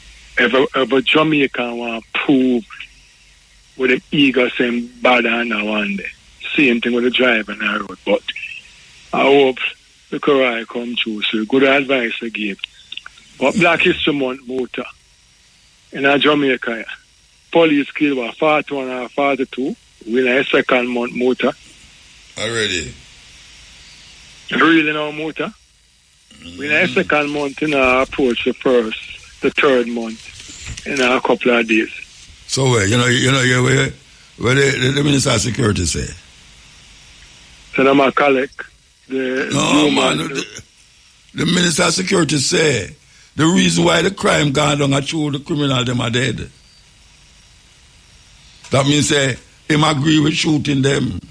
Yeah, man, them announced it in Muta. I remember I tell a policeman say Trim Valley, him color, him peace, and the man the same thing. Them guys don't value black life. Don't tell them value black life no Muta on election. They don't value black life. Because everywhere going in this country, even the part of the experiment, Tuskegee, I can't pronounce the name of them, to black people, give them syphilis and bill, whatever Tuskegee. Them don't value black life, Muta. And I believe we will take over our country and to sell because we have 200 pounds YouTube, TikTok, same for taxing, thieving friend them. They don't value black life, Muta, today. The monsoon done the next couple of days and we're going 41 people. And we're not fight war. And it's the shortest month. And it's the shortest month. It's the shortest month. Our Slavic thing fence. They don't, Muta. They don't. If you can't buy a batch, Muta, for $16,000 and not even a year good done, and you go to them and say you have to pay $17,000 more. You don't know where for good bad consumer and a bad for turn to. You take money. Buy your battery. Where which buy your battery? Buy your battery. A second battery buy. No man, tropical. And it only last year a month. Not even a year good Muta. Oh, not a year, I think you say a month. No, not even a year good. And when no battery last Not even 3 years. 3 years. Motor. Usually. The battery when I have in the van, when I have to use, is a car me that park up, me take it out. I'm have a battery 3 years and a battery I run a van for about 3 months now. And I'm telling me to replace it with 17,000. No, hold on. You didn't have the battery in our next car around for 3 years. I have a smaller battery for about 3 years in our next car. Yeah, I take out the battery and run and I put in our next car. I'm through the tropical battery, them at 17,000. I'm saying, okay, I'm going to support you now on a foolishness. Yeah, but you're not going 3 years out of the battery already, man. No, I'm buy a different battery for about a smaller battery. And the battery, I have another battery, is a SUV, is a bigger battery, so I have one of the car which is smaller and less money. And I have 3 years with that battery. And right now, that battery, I have to drive that car there. I have a drive for that battery in a vehicle now. I got 3 months now. So, nobody for turn to motor. And me hear you lick out. Me hear number one, the Prime Minister take what money, lend JPS and what. We own 20%, you lend a man money what 80%. We can't work out the equation. And then you come back now, come raise the JPS bill from poor people. All right? You come back now, you're dipping at the housing trust money, and you keep dipping at the housing trust money. But look on a contradiction now, Muta. You keep saying the economy, but that price to take off and the economy will grow. So you work out the equation and say, Muta. You dip at the housing trust money already, you go again, and you go again. So even if you dip at the housing trust money one time, Muta, why is it that you don't invest that money so you don't have to go back in the money again? Tell me if it's a line in a country where government to where the law there for protect poor people. Just explain that to my Muta, because you are Jerry and Carbo have IQ. Explain that to my Muta. So you keep deceiving the people. And all people have been up on the road, and I tell them, say that's why I cannot like JLP and PNP. I will never ever vote for JLP and PNP. Because two of them are the same thing, has different color Muta. You dip in the money, PNP establish it, you dip in there. You carry PNP go court, I know, it's like, for the surplus to keep on a dip. And it don't make sense, Muta, to me. You take how much money buy old bus, and you come back now. I say you buy back more bus, and you buy the old bus, so more money. Now the new bus fall, and you have nobody apart from me and Jerry and Carbo for we black people. When I hear them say the razor pay come back up again. The razor pay come back up. For the minister. I understand that, Muta. Them not raise the money. Them get 300% increase. So them I get more razor pay. I come like that, me here, me not sure. No, where you probably hear, Muta, is that the Prime Minister decides, say, I'm going to take him full amount of money now. Full amount of money now. Oh, okay. And that's the mark goal, and I take fee money. So, when I try to tell you, Muta, when I try to tell you, say, them people in the valley, black people, they don't. A policeman stop you any time, and I tell you, if I come out, I can't want them. Nah, do it. To the white man, and I disrespect you. I ask the boss, man, I true, respect your color, Because I'm a decent law by saying I disrespect the thing. I don't know when me used to serve. I mean, too much people are complaining to my motor. But I can't understand this country or this government. They don't care for black people. Hold on. I could go back to this money thing, I see? Yeah. All right. Them get the money for raise, and the Prime Minister, not the Prime Minister, the opposition leader say, he might take some and give to charity. Go to charity, do it to charity, yes. Yeah, this man, Baby Trump, I say, he might go. He never dare take his money. So he must start take it now. Yeah. But ironically, he might take it when Jamaica gone through Melissa, so now. Maybe him house match up and him want the money for Melissa, I don't know. Maybe Muta. For Beverly's there. Muta, you see true, me I don't, me can't, but when I say Muta, we will go through crisis. Remember say, you have burial and you have after burial Melissa. Alright? And we'll go through the crisis and people smash up people investment gone. And this government sit down and keep giving increase by increase. That makes sense. Where the people to get money from? But certain people now get no increase. What Muta how me see it is not Andrew only around the country and Muta, because I tell you before the COVID Muta, me love me a can starfish. You know, love a can starfish like me, I'm a cabin and starfish. I buy me love nice Aki, me love the me love starfish. Alright, me I buy the starfish from about $200 Muta, 304. Alright? You know, say, me call about it and it got to 7, and then from 7 now at 2,000 then on Muta. When a woman come and tell me to sell egg have tax on it, me say, lady, me know me can't read the tax. And I see that. She say, yeah, Muta, what really are going on in the country? Me here lick out Thursday. Andrew want to speak about the people are go through Christ and you speak about no Christ what goes or whatever. How much people get locked up because the tomato now at nobody, $2,000. $100 I buy a tomato for the other day onion. Nobody Muta. Nobody. All them do is just talk on GLPFM, just talk. Them very late Muta. It's like them pick and choose everything. Them very late. You and Carbo and Jerry but that thing they when they Jerry still live on the radio? No, but Jerry still live on, man, and like the answer. Okay. I don't understand the Muta. 200% increase Muta when I have no money, and you still are dipping at the house in trust, and people don't live nowhere. And you come and talk about land one time, and the Ministry of Agriculture say, me not get no land. And I say, but who are the boss to Jamaica? Who is the Ministry of Agriculture, the Prime Minister? As the man say, Muta, we in a crisis. It's simple. All the government have to cut up land and get the people and say, well, you live there, so you plant it. But what? It's true them not run Jamaica, Muta. Them can't afford to give poor people land because of the big skyscraper them are built. Now, I go sell. So one 2-bedroom house over Portmore, Muta. 30, what's it 30 me now I lie 36.5 something million Muta. Portmore we used to shun 36 36.5 something million 2-bedroom Muta. Really now? I remember I think you played a Protege song a couple Thursday. 30 million for house at Stony. Really? Really now? And the people are living in a squalor. You talk about increase. When you're supposed to look now for cut the pay, run to the Governor General, take the Governor General money there now, put it in the hospital to get some machine for the people them. Muta. You talk about increase. How you work out increase when there's no production, Muta?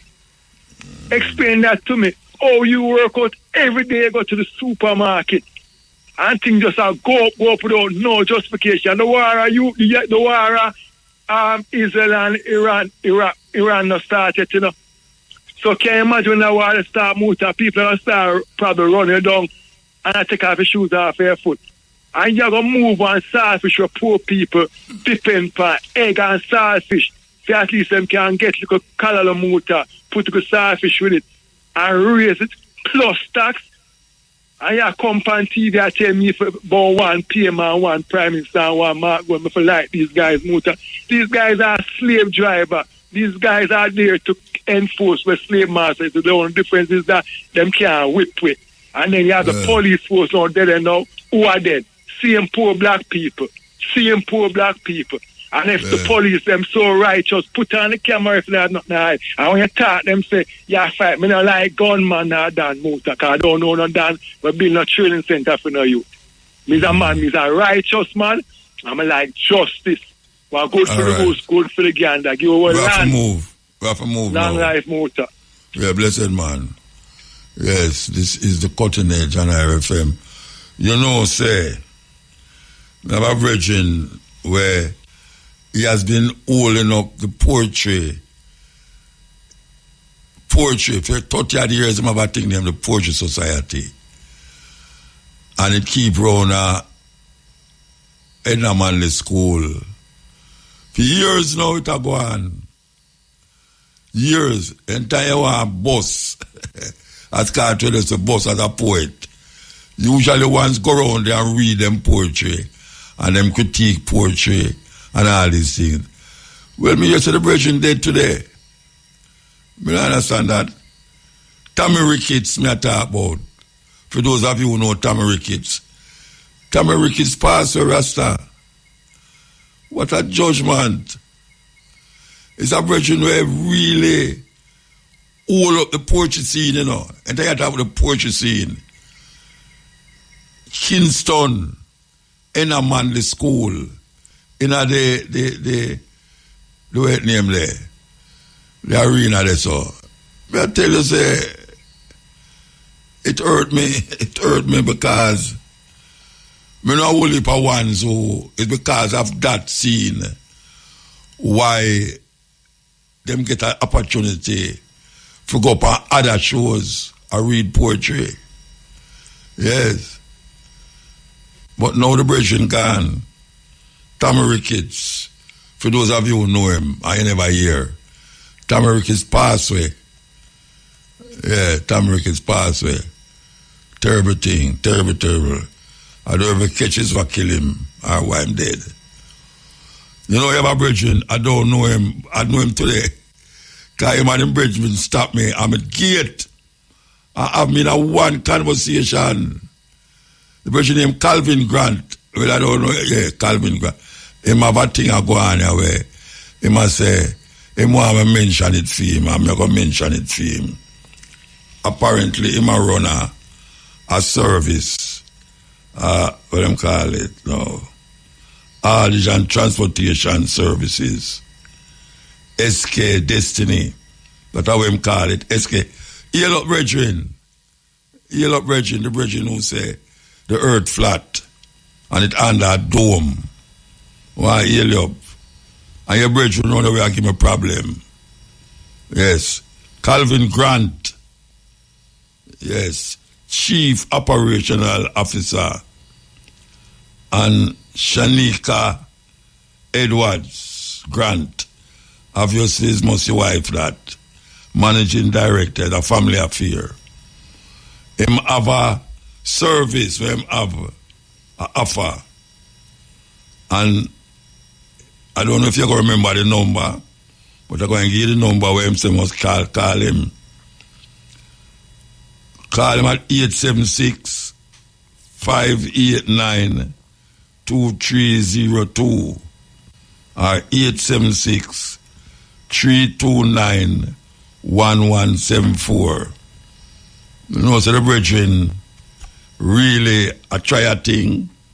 I wish him success full because trust me, when you hear a man start him own thing, if him can't afford to make no big advertisement and thing, you have to give him a strength. So we are give this brethren a strength. Calvin Grant, next 876-329-1174 or 876-589-2302. Anybody know him, tell him, say, Muta did call out it. I don't want him to see me again and I say, boy, I'm going to give me card and anybody say nothing. Anybody know Calvin Grant and his wife, I am going to presume says his wife. She name Shanika Edwards Grant. Tell him, say, Muta, I give him free advertisement. Okay. All right, continue. Muta. Yes. Yeah, man. So, you know, say, you just mentioned Tommy Ricketts a while ago with the poetry and thing. And for say that him pass off, you know. So, pan a different circles, you know, say, you have a brethren who used to call you all the while. Where you know him personally too. Mr. X. You remember that, brother? Him always a call you about political party and these things and African business and one of the Black X, I know Black X attack. No, Mr. X. Yeah. And him always say he want you to join up with him for... Oh, yeah. He passed away? Yes, man. Yes, man. So, no, we can't take it. Pass off. We can't take it, just yeah, man. When that happen? I just, yesterday, I see a post with it. So, I don't sure when it actually happened or what caused it, but Yeah, man. In pass. Every week, Rasta. Every week. Me don't know if I'm me one, but every week me know somebody where they, you know. Me don't know where I go on. All right. Call online. Yes, EL. Majesty, Emperor Haile Selassie first, you don't know. Honorable Muta. Big up the indomitable, Mr. Shane Clark. I want enough of you them to know what Jamaica say. The man there is an engineer at top level. And they must try and acquire some of the knowledge of that man they know, because we are going to need more youth like that in the future. Essence of what going on. You see me as a Muta? I hear you.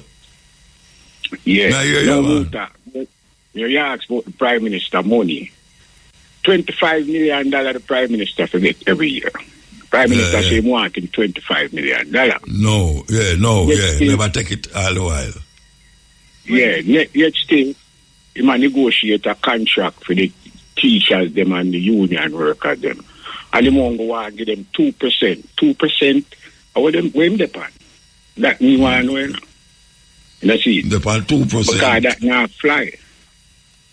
Him they pan 2%. Let me ask you. 2%, yeah. 2%. One time we get involved in some negotiation or union meeting at my working, and them want to give it 1.5%.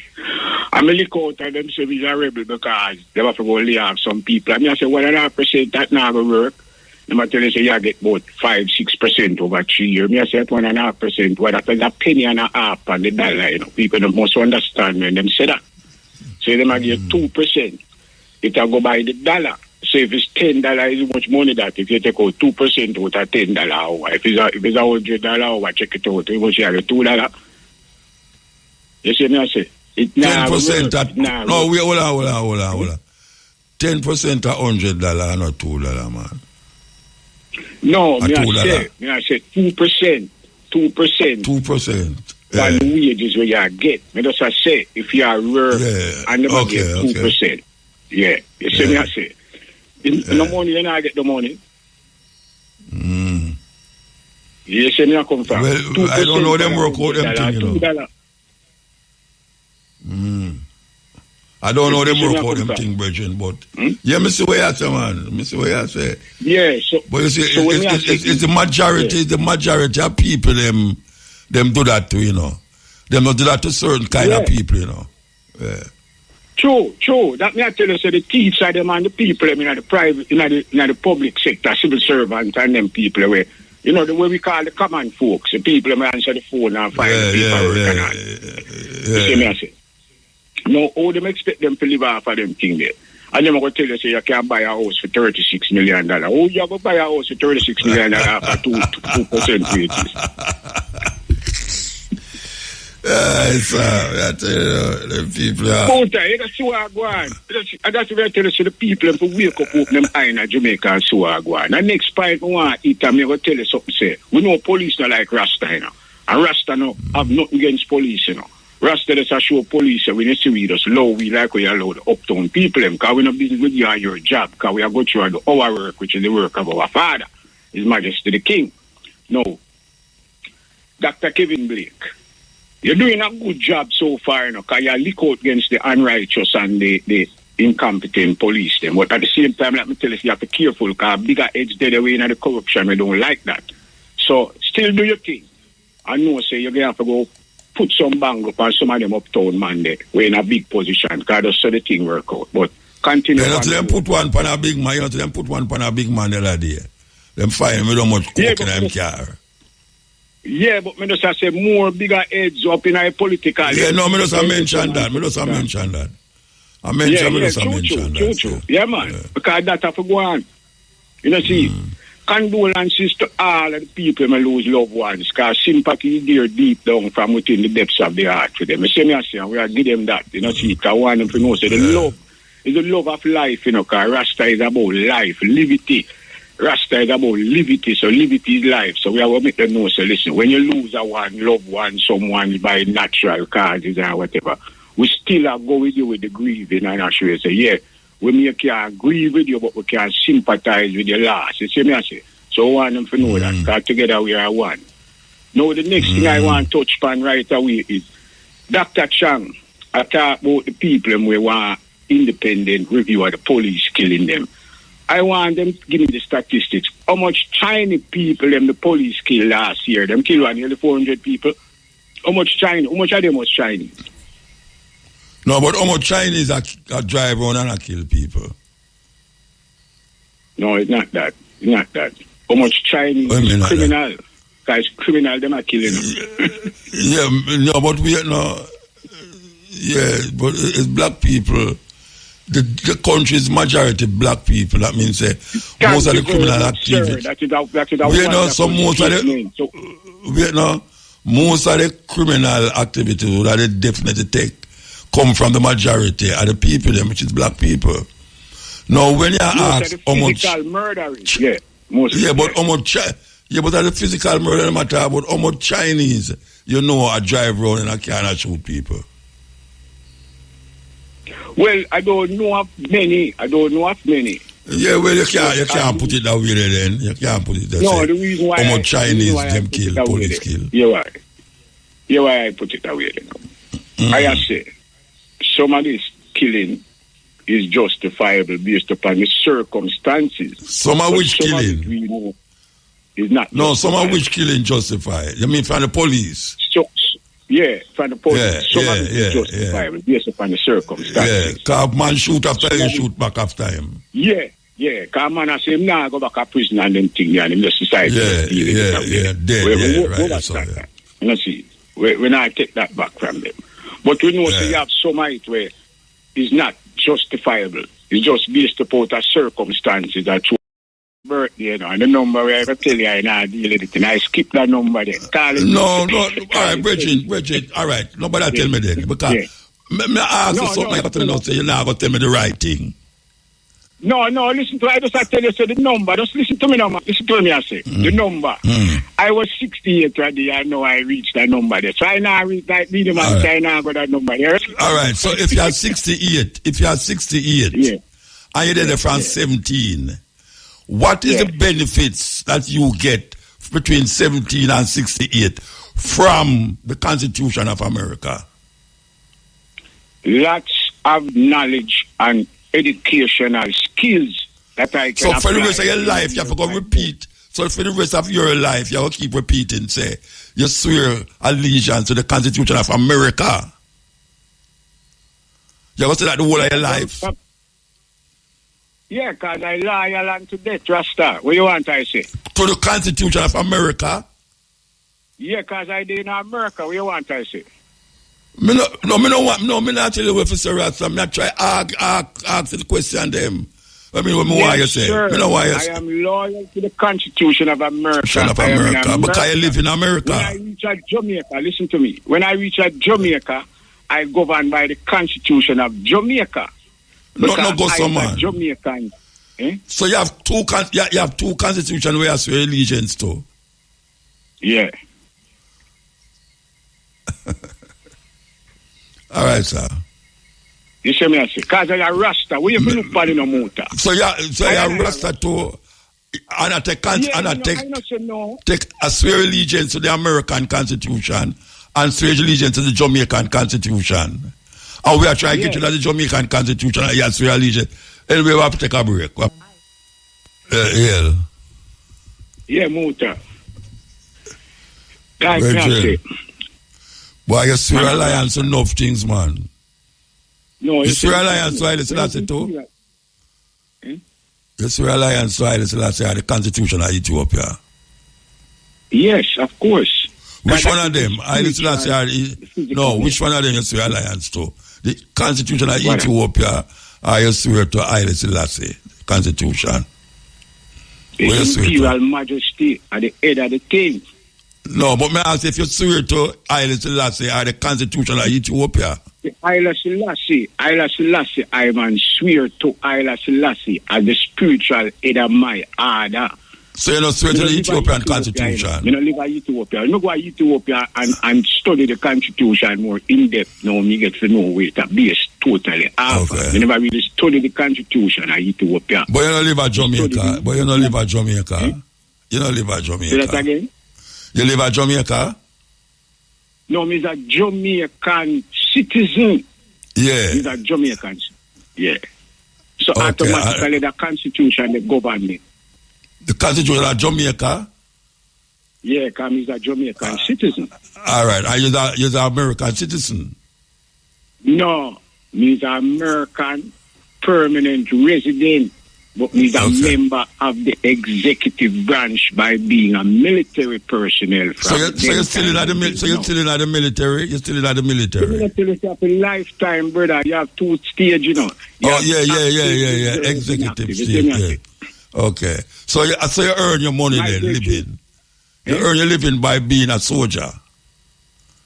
No, I earn my living by whatever me other trade them I want to do. Me soldier special ops. When special operations come up, them link me and say XYZ and I go support. So like when them ready for send you go to Cuba now, you have to go. No. Well, man, I don't say it go. I don't say it go, you know. Oh, you know, see it. I don't say it go. Tell me no, me not know about it. By operational mode and what is the personnel that is required for such. You see me? Okay. So what is your specialty? So what is your specialty for go? What do you, when you want to go to war? Where you go to do? I can't divulge them information because you can't divulge a secret information. Yeah. To know what? So if you're a Navy man. Listen to me. That is what them call your MOS, your military occupational skill. No, I now divulge that at this moment in time. You're not going to tell me if you're a Navy man, if you're a special op, if you're a what, you're not going to say that. You're not, you know. No, I'm not going to give a specified branch I work with because that kind of target me. You see me as but you know, level, you know? Me have whole heap of brethren, me have whole heap of brethren who are old soldier. And I mean, you have a brethren who anytime I go to America right now, I'm going to stay with. Yeah. Him is an old soldier. Him in the army, but him live in America. Him is an American where you just call yourself a while ago. Yeah. And me not hear him say them something there. Like me what? not hear him say them something. Like what you say? About the Constitution. No, me not hear him talk like say it's something where you're bound have to do even because you live in America. And because you're a soldier. Because you're a soldier. No, it's not something where it's listen. Him take the affirmation and him acknowledge it. He may not have to say it to you, but I man say it due to the fact say I want people to know say even though I'm a Rasta and the fullest of the spirituality of life, I still come under the order of the governmental ruling because I can't of America. People in place and I fight with them. Eh? Which is totally opposite to Rasta. No, because Rasta American, come under order. Yeah, no, what you want me to say? The government of America is totally opposite to Rasta. That may I tell you. Anyway, we have to move.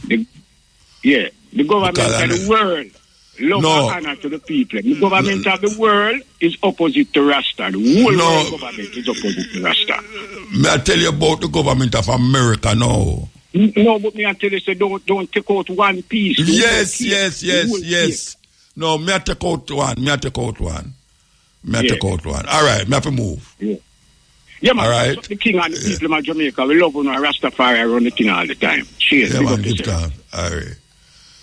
Yes. All right, now. We have 1 minute to play this thing, huh? All right, we're going to play it.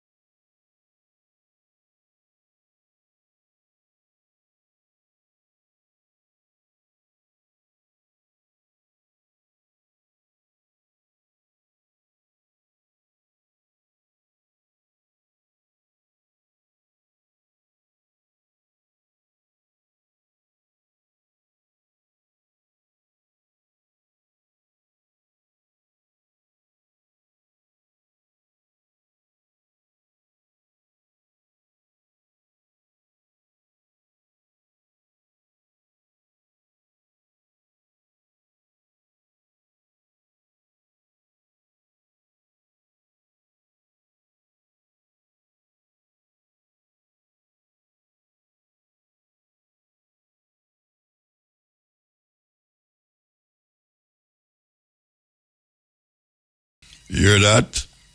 I'll play it again about the ad. I'm going to take the last set of ad them. Yeah. Blessed love, man. Blessed man. Good night, sir. Give thanks to Mr. Woodson and give thanks to Muta. Give thanks to Mr. who? Mr. Woodson. Who name, sir? That's why man name create Black History Month. Alright, go ahead, talk. That's why name? Woodson. Carter Woodson, yes. Yeah. And give thanks to the yeah. See, continue expose the greatness of I and where we are come from. Now, a 2 point I want to make. I don't know if I'm correct, but I just my opinion. Say me say the Islamization of West Africa a part of the demise. Not on West Africa. Not on West Africa, Virgin. All right, sir.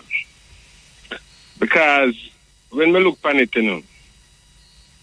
Islam and Judaism did their Africa long before white man come there. Yeah, man. Yeah, but the white man bring up Islam, are the Arab them? Are the Arab them? Me would say even black man too. Ethiopian too. Ethiopian bring Islam come Africa? No, bring Islam come Africa. But remember, enough of them teaching them attacks all one at a time. Muhammad had sent some man go down to Ethiopia, to save even Islam, So, His Majesty save a whole heap of Muslim. Yeah, man, but when I say a two indigenous religion to Africa, that, I mean, they even call it religion. We are alive there. But it was the Islamization, I see, where cast enough people come at them places. And both from the Arabs and from the Moors and all them people. So, I don't know how to even explain it still, but a religion at the root of I and I demise ever since. They not hear the thing them when we play it. They split them. Yes, I. Them lean towards the church and what the church do to black people, mine, land, and other things. Most of the time I play them, I search the one them connected to the church and connected to the craziness where black people find themselves in because of the church. Well, all right. Say, me did that whole research by even the Christianity there, And me find out, say, the Roman Empire did always want to turn God, So, in a time, them create one Christ named Seraptus Christus, Where did cast, where then say they did the first Jesus, then time. First Christ, yeah. First Christ. And cast no uproar for centuries. All a brother from Upper Libya vice out wicked. And then Conference and Nicene come out and then create Jesus, and from them time to them and they say, well, if we don't want to accept we are going to kill you or whatever, them enforce man to believe in for them gospel, God, yeah. So, up till now, we not come off of the realm there. And I don't know, I go get to off of the realm there still in no more time. It look... No, whosoever will come, man. You remember one time, I would put things over I don't know. Years ago, we couldn't do it, Couldn't do it. Which is right, which is true. Yeah. Would I know say certain things we are going now? Or certain things we did happen then? Would I stop? Yeah. Yeah. Only bad things we used to go on them time, they stop now, True. Yeah, man. So, because one time, man used to all buy ticket guy and all them kind of thing there. Indulgence, them call it. Indulgence. Last year we played Indulgence. As a matter of fact, the right on my fingertip, you know, to write it. Watch it. Yeah, give it the right on my finger. Yeah. So, make an next point doing a motor. It's a very controversial point, you know. Wow. I man say, all right, there's no force in the whole Western Hemisphere like Rastafari, where we see galvanize the whole Afrocentric value and maintain that the Africanness there and all over the Western Hemisphere. Rasta begin in every city, in every major city in the whole Western, where them call European world. But me grapple with that point still in a motor. What? Me grapple with that point still in a motor. What? The force of Rasta of artists where I suppose nothing revolutionary thought and all kind of things. But historically now, when the battle of Adawa fight, and after them poison Menelik get syphilis. That are one of the first biological wars here with the attack. No, but really, you connect Rasta force with Menelik? No, when me I go to a point where kind of it bother me then, so to speak. And me I deal with it from a historical point of view. Me I say, when Menelik fight him back, you know, seeing, and him find out him get sick. Him appoint 3 people. Say them 3 people him appoint as him successor, as the next ruler then. Queen Zadito, Asfaw son, and Lijaso. Now, the Ethiopian Orthodox Church was a very powerful. Asfaw was saying, that's a son, you know. Yeah. And Queen Zadito and granddaughter. No, but when Menelik, no, wait there. No, Menelik can't talk about. Yeah, man. Yeah, but you just mentioned Asfaw was saying. Menelik get sick, you know. Yeah, him declare Asfaw was saying as one of the one them going to go take over for him. Yeah. And Queen Zadito, 3 people him say, you know. Queen Zadito, Asfaw son, and Lijaso. Yeah. Now, after them poison of Queen Zadito in the palace there and mother Asfaw son, alleged control the throne. No, hold on. Oh, to you, who was Asfaw was saying to you? One of the no, son you say? No, I see that's his son name Asfaw was saying, you know.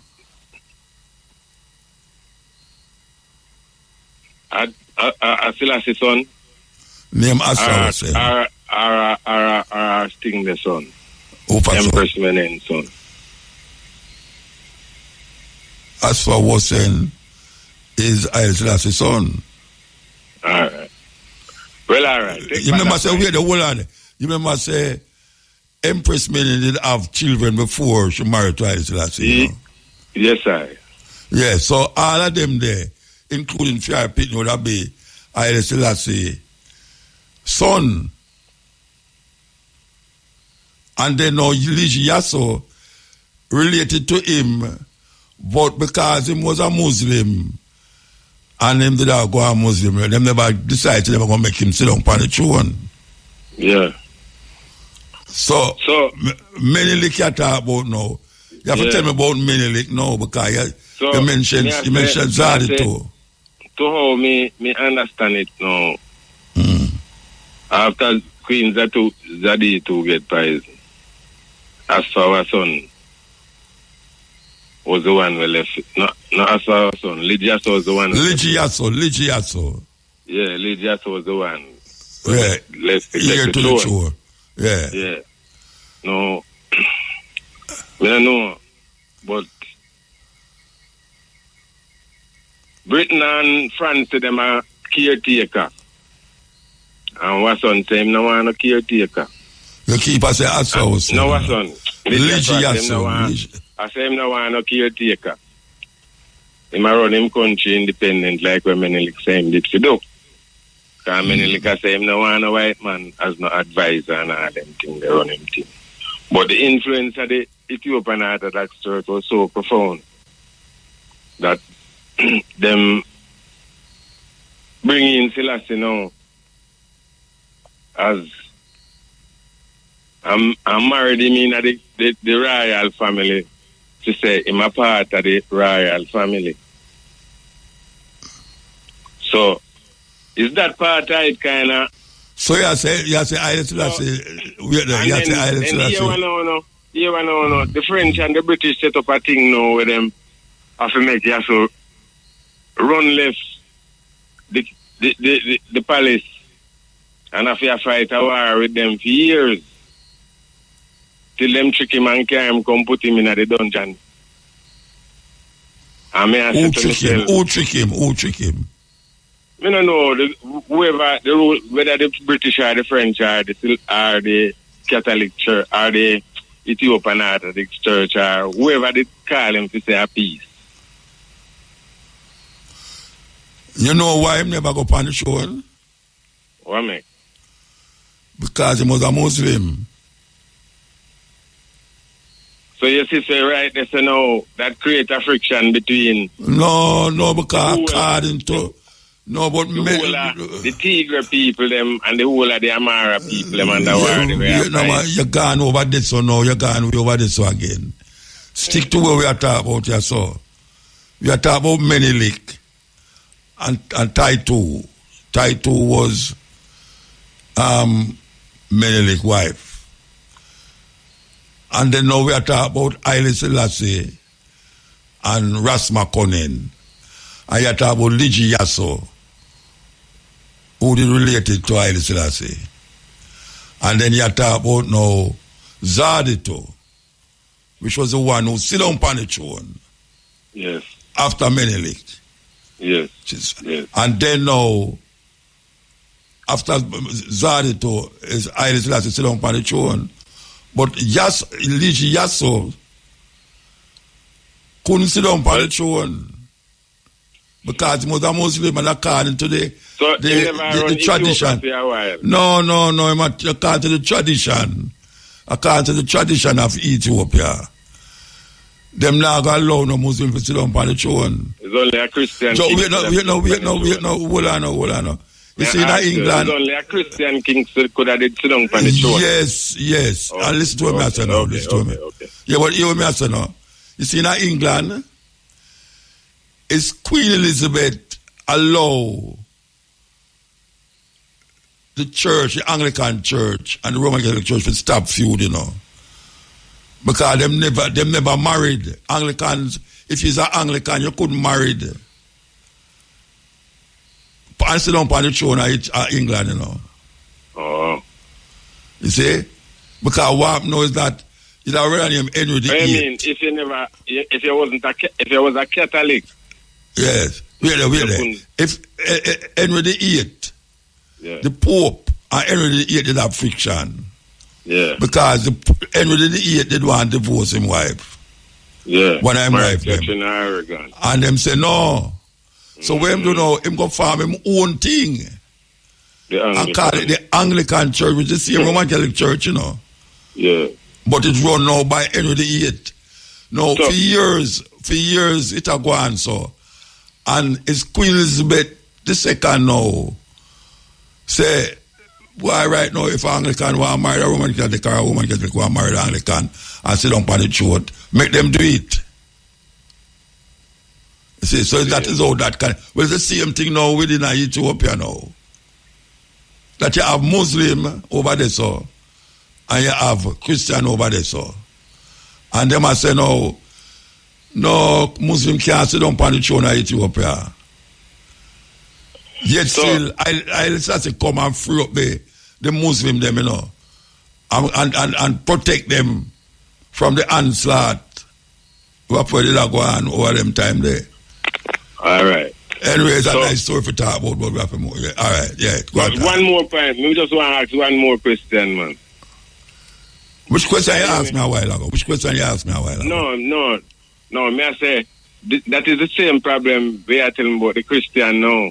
Because when me realize now, me I see the Ethiopian Orthodox Church I recite the 19 code at every because them get bamboozled. You know, say, all right, it's a Coptic church. I can tell you, it's not the Ethiopian Orthodox Church, Crown Island Selassie, you know. It's a Coptic church. But the Coptic church is there, Egypt. It's Egypt, the Coptic church is there, you know. Okay. And Island Selassie now say, no, him can't keep doing that, you know. He have to nationalize the church as Ethiopia in Ethiopia. Him can't go to Egypt every time if they might deal with certain things pertaining to the church. But the Coptic church is still a Christian church, you know.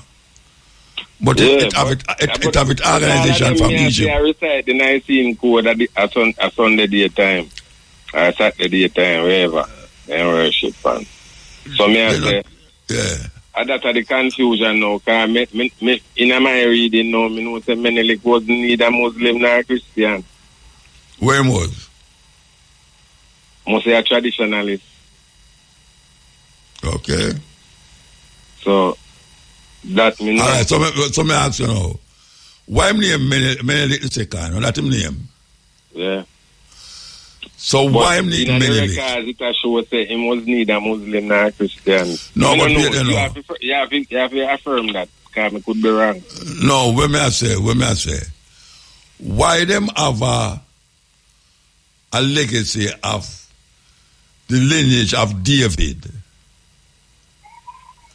as Solomon and Sheba in Ethiopia, in the Kebranegas, them have a lineage that govern Ethiopia from the Solomonic dynasty. Named David. No, we no business with them. No, me tell you what them a say. Me no business with about if them did have him or not. Me tell you about what them say. Kebranegas, what the Kebranegas say. It's a whole heap of things them a say, you know. Yeah. You know, I have to believe what them a say, you know. But me I tell you how them work out for them. I don't believe. I just base off a fact. What? Say what them say? Say David, say Solomon and Sheba. And even David. They know them say Solomon and Sheba. Oh. And them say Solomon and Sheba and David and all them someday, you know. To validate the lineage of Menelik supposed to be. Menelik the second. The reason why I'm named Menelik the second, you know, because them did have a man according to them named Menelik, who is from the lineage of David, Solomon, and Queen of Sheba. You know about that, right? Yeah, that's the first Menelik. Yeah, then that's why I'm named Menelik the second, because them claim say him come from Menelik the first, from Solomon and Sheba. We're supposed to be I think him really that if him never well. I don't. Time with reason again, that now connect. Look here, whether him come from whether Menelik, when Menelik come from Solomon or I come from Solomon, it don't have nothing to do with me. Yeah. You understand? Anyway, we have to move here. Yes, sir. Should I call earlier? Yes, sir. Yeah, man. Oh, you mean try? You couldn't get you. Well, somebody cut you off. Did. Are you? Why the man thinks that we cut him off? You know? After we have to wrap up. Him done, man. Him done, yes. Him done, man. I can't the madness. Him done, of course. Okay. All right. So, you know, give thanks as usual to Shane. the operator outside. I don't know what she name. But so much new people there at IRFM, you know. The other day, I don't Peter Tass place there. I mean, you say, a different change up again. I tell you, change for vibe for wait name there, you know, Ratsa. For vibe for general manager, you know. You need to send up your resume for be this general manager, Irie. And then we change up certain things on there. And now the details. Prime Minister Dr. Andrew Holness says Jamaica supports constructive dialogue between the United States and Cuba aimed at de-escalation, reform and stability. Dr. Holness, who is also outgoing chairman of the Caribbean Community CARICOM, made the declaration today. He was speaking at the 50th regular meeting of Conference of Heads of Government of CARICOM in St. Kitts and Nevis. His statement comes amidst tensions between Cuba and the U.S. The U.S. has reportedly implemented measures to cut off Cuba's oil supply, affecting other key sectors such as healthcare in the Caribbean nation. Addressing the CARICOM meeting, Dr. Holness said the situation in Cuba must be addressed. Friends, we must address the situation in Cuba with clarity and courage. Cuba is our Caribbean neighbor. Its doctors and teachers have served across our region. Its people are part of our shared history. But today, the Cuban people face severe economic hardship, energy shortages, and growing humanitarian strain. Jamaica is sensitive to the struggles of the Cuban people. Humanitarian suffering serves no one. Apart from our fraternal care and solidarity with the Cuban people, it must be clear that a prolonged crisis in Cuba will not remain confined to Cuba. It will affect migration, security, and economic stability across the Caribbean basin. It is therefore important that we carefully consider this matter and take collective action. He said there should be no doubt that Jamaica stands firmly for democracy, human rights, political accountability, and open market-based economies.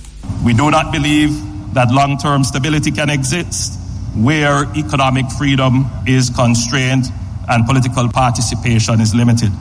Sustainable prosperity requires openness to ideas, to enterprise, to investment, and to the will of the people.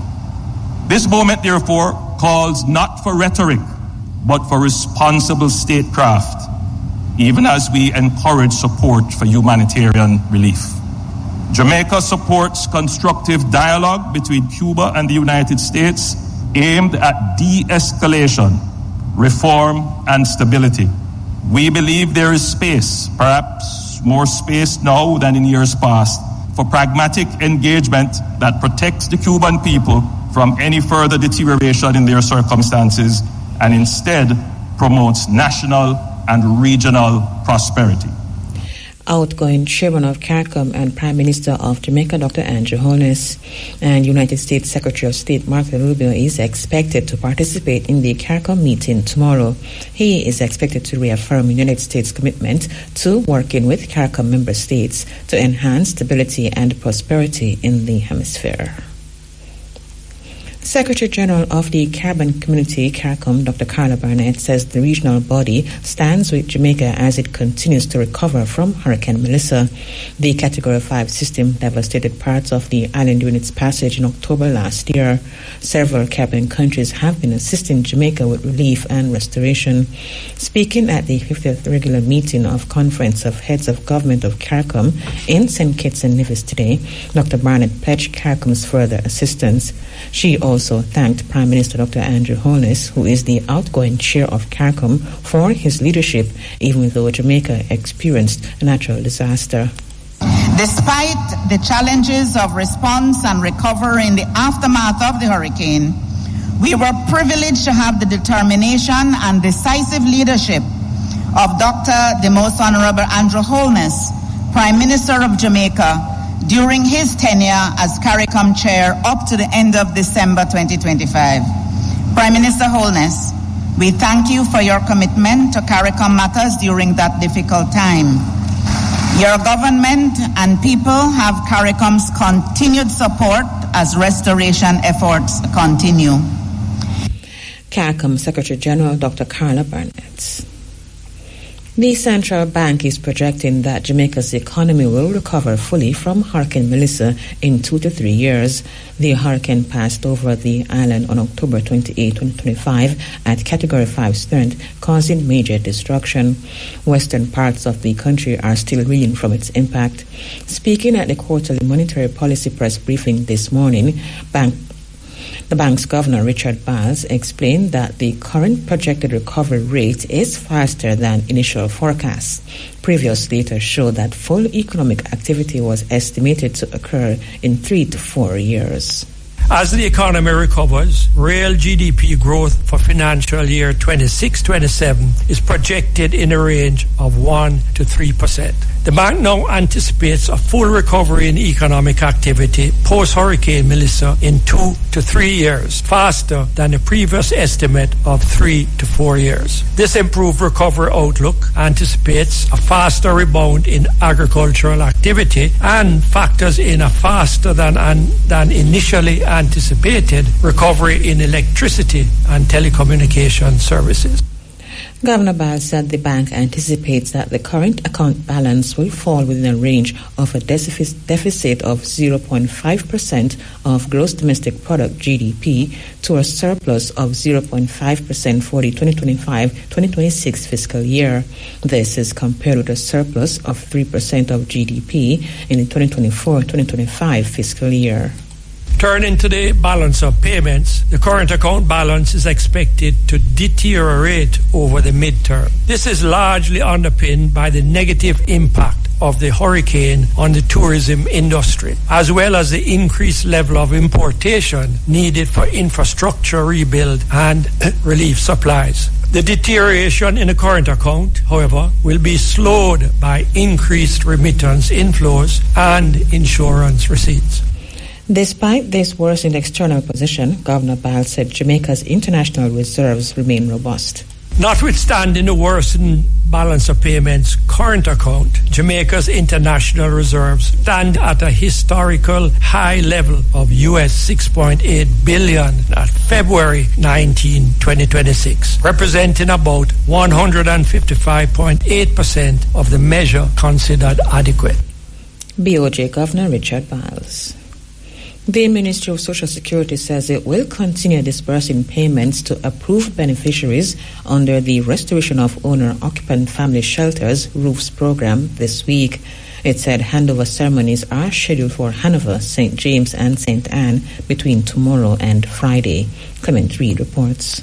In a press release today, the ministry said the payments form part of the government's ongoing recovery response to households affected by Hurricane Melissa. Roofs provides cash grants to assist with the restoration of owner-occupied family dwellings based on verified damage assessments. The ministry said successful applicants with dwellings with severe or total loss will receive $500,000. Those with major damage or significant structural damage will receive $200,000, and those with minor house damage will receive $75,000. Disbursements began on January 30 this year. The ministry said as at yesterday, February 23, 7,861 beneficiaries have received approximately $2.1 billion in assistance. The government has allocated an initial 10 billion Jamaican dollars to support the program's implementation and ensure timely assistance to affected households.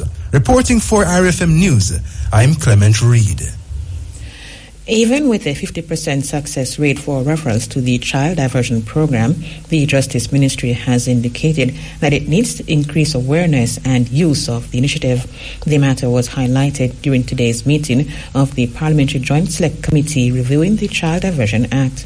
Director of Public Law, Restorative and Preventative Justice Julia Moncrief-Wigan noted that up to last month, over 2,000 matters were referred for diversion. The referrals were made by the police and court. She said over 1,000 children completed the program. From March 2020 to January 2026, approximately 2,810 cases were referred for diversion. Of that number, 1,143 children successfully completed the child diversion program. So what you're seeing, just by a rough estimation, is of less than 50%, under 50% success rate, but it is an excellent reflection of the program. It is a program that requires a deeper engagement and awareness, and we'll be speaking also to the expansion of the referral process. Right now, this figure only shows you referral from the police and the courts as mandated in the law.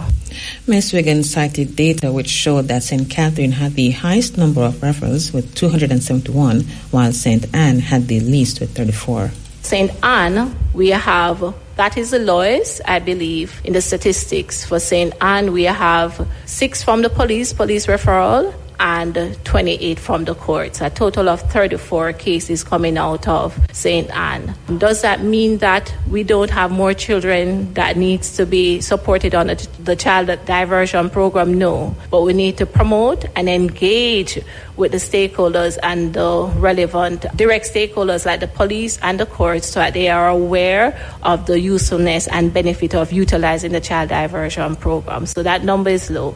And last but not least, St. Catherine, 88 police referrals and a total of 183 referrals from the courts, taking it to 271. And that is a quick picture of what the referral in the parishes look like. Does that say that we need to ramp up the awareness and have more referrals or children being referred to the program? Yes. Director of Public Law, Restorative and Preventative Justice, Julia Moncrief-Wigan. The child diversion program diverts young offenders from the formal criminal justice system and possible incarceration, providing alternative interventions. It helps with rehabilitation for children with behavioral challenges and those who have come in conflict with the law. Many participants have been guided back into education, skills training, and constructive community involvement, significantly reducing the likelihood of reoffending and empowering them with a second chance at a productive and law-abiding life. Another person of interest in relation to the murder of 3-year-old Jace Pinnock and his 31-year-old father, Carrier Pinnock, in Denhamtown, Kingston, has surrendered to the police. He is 33-year-old Dwayne Bowen, otherwise called Blacks, Sassafras, or Juby, a higgler of Guys Hill District, St. Catherine. Bowen surrendered to the Huntsby Police this afternoon. Bowen and 33-year-old Dakon Mahoney, otherwise called Rumi, a chef of Kingston, were named as persons of interest by the police following the home invasion on Saturday, during which Jace's 8-year-old brother was also wounded. Mahoney surrendered yesterday. Both Bowen and Mahoney are to be questioned by lawmen. Police have charged a Westmoreland pump attendant following an incident in Whithorn on Thursday, February 19, during which a woman was doused with gasoline and set on fire. Charged is 30-year-old Colette Swaby of Whithorn. Swaby is charged with assault, occasioning bodily harm, aggravated assault yesterday. Reports indicate that at about midday, a woman went to the service station where Swaby is employed and a confrontation ensued. The dispute escalated and Swaby allegedly doused the woman with a flammable substance and set her ablaze. The woman, Dacia Forrester, was assisted by bystanders who extinguished the flames and transported her to hospital where she is undergoing treatment.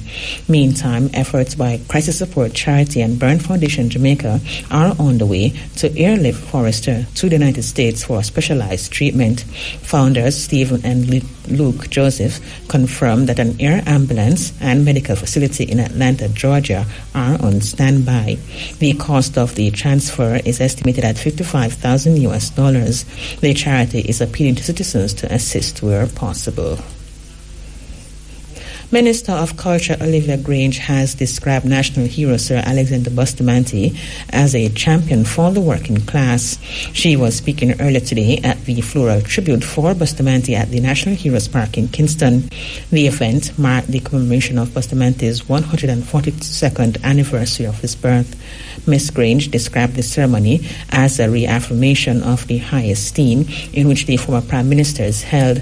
The Culture Minister further underscored that Bustamante became the change he wanted to see.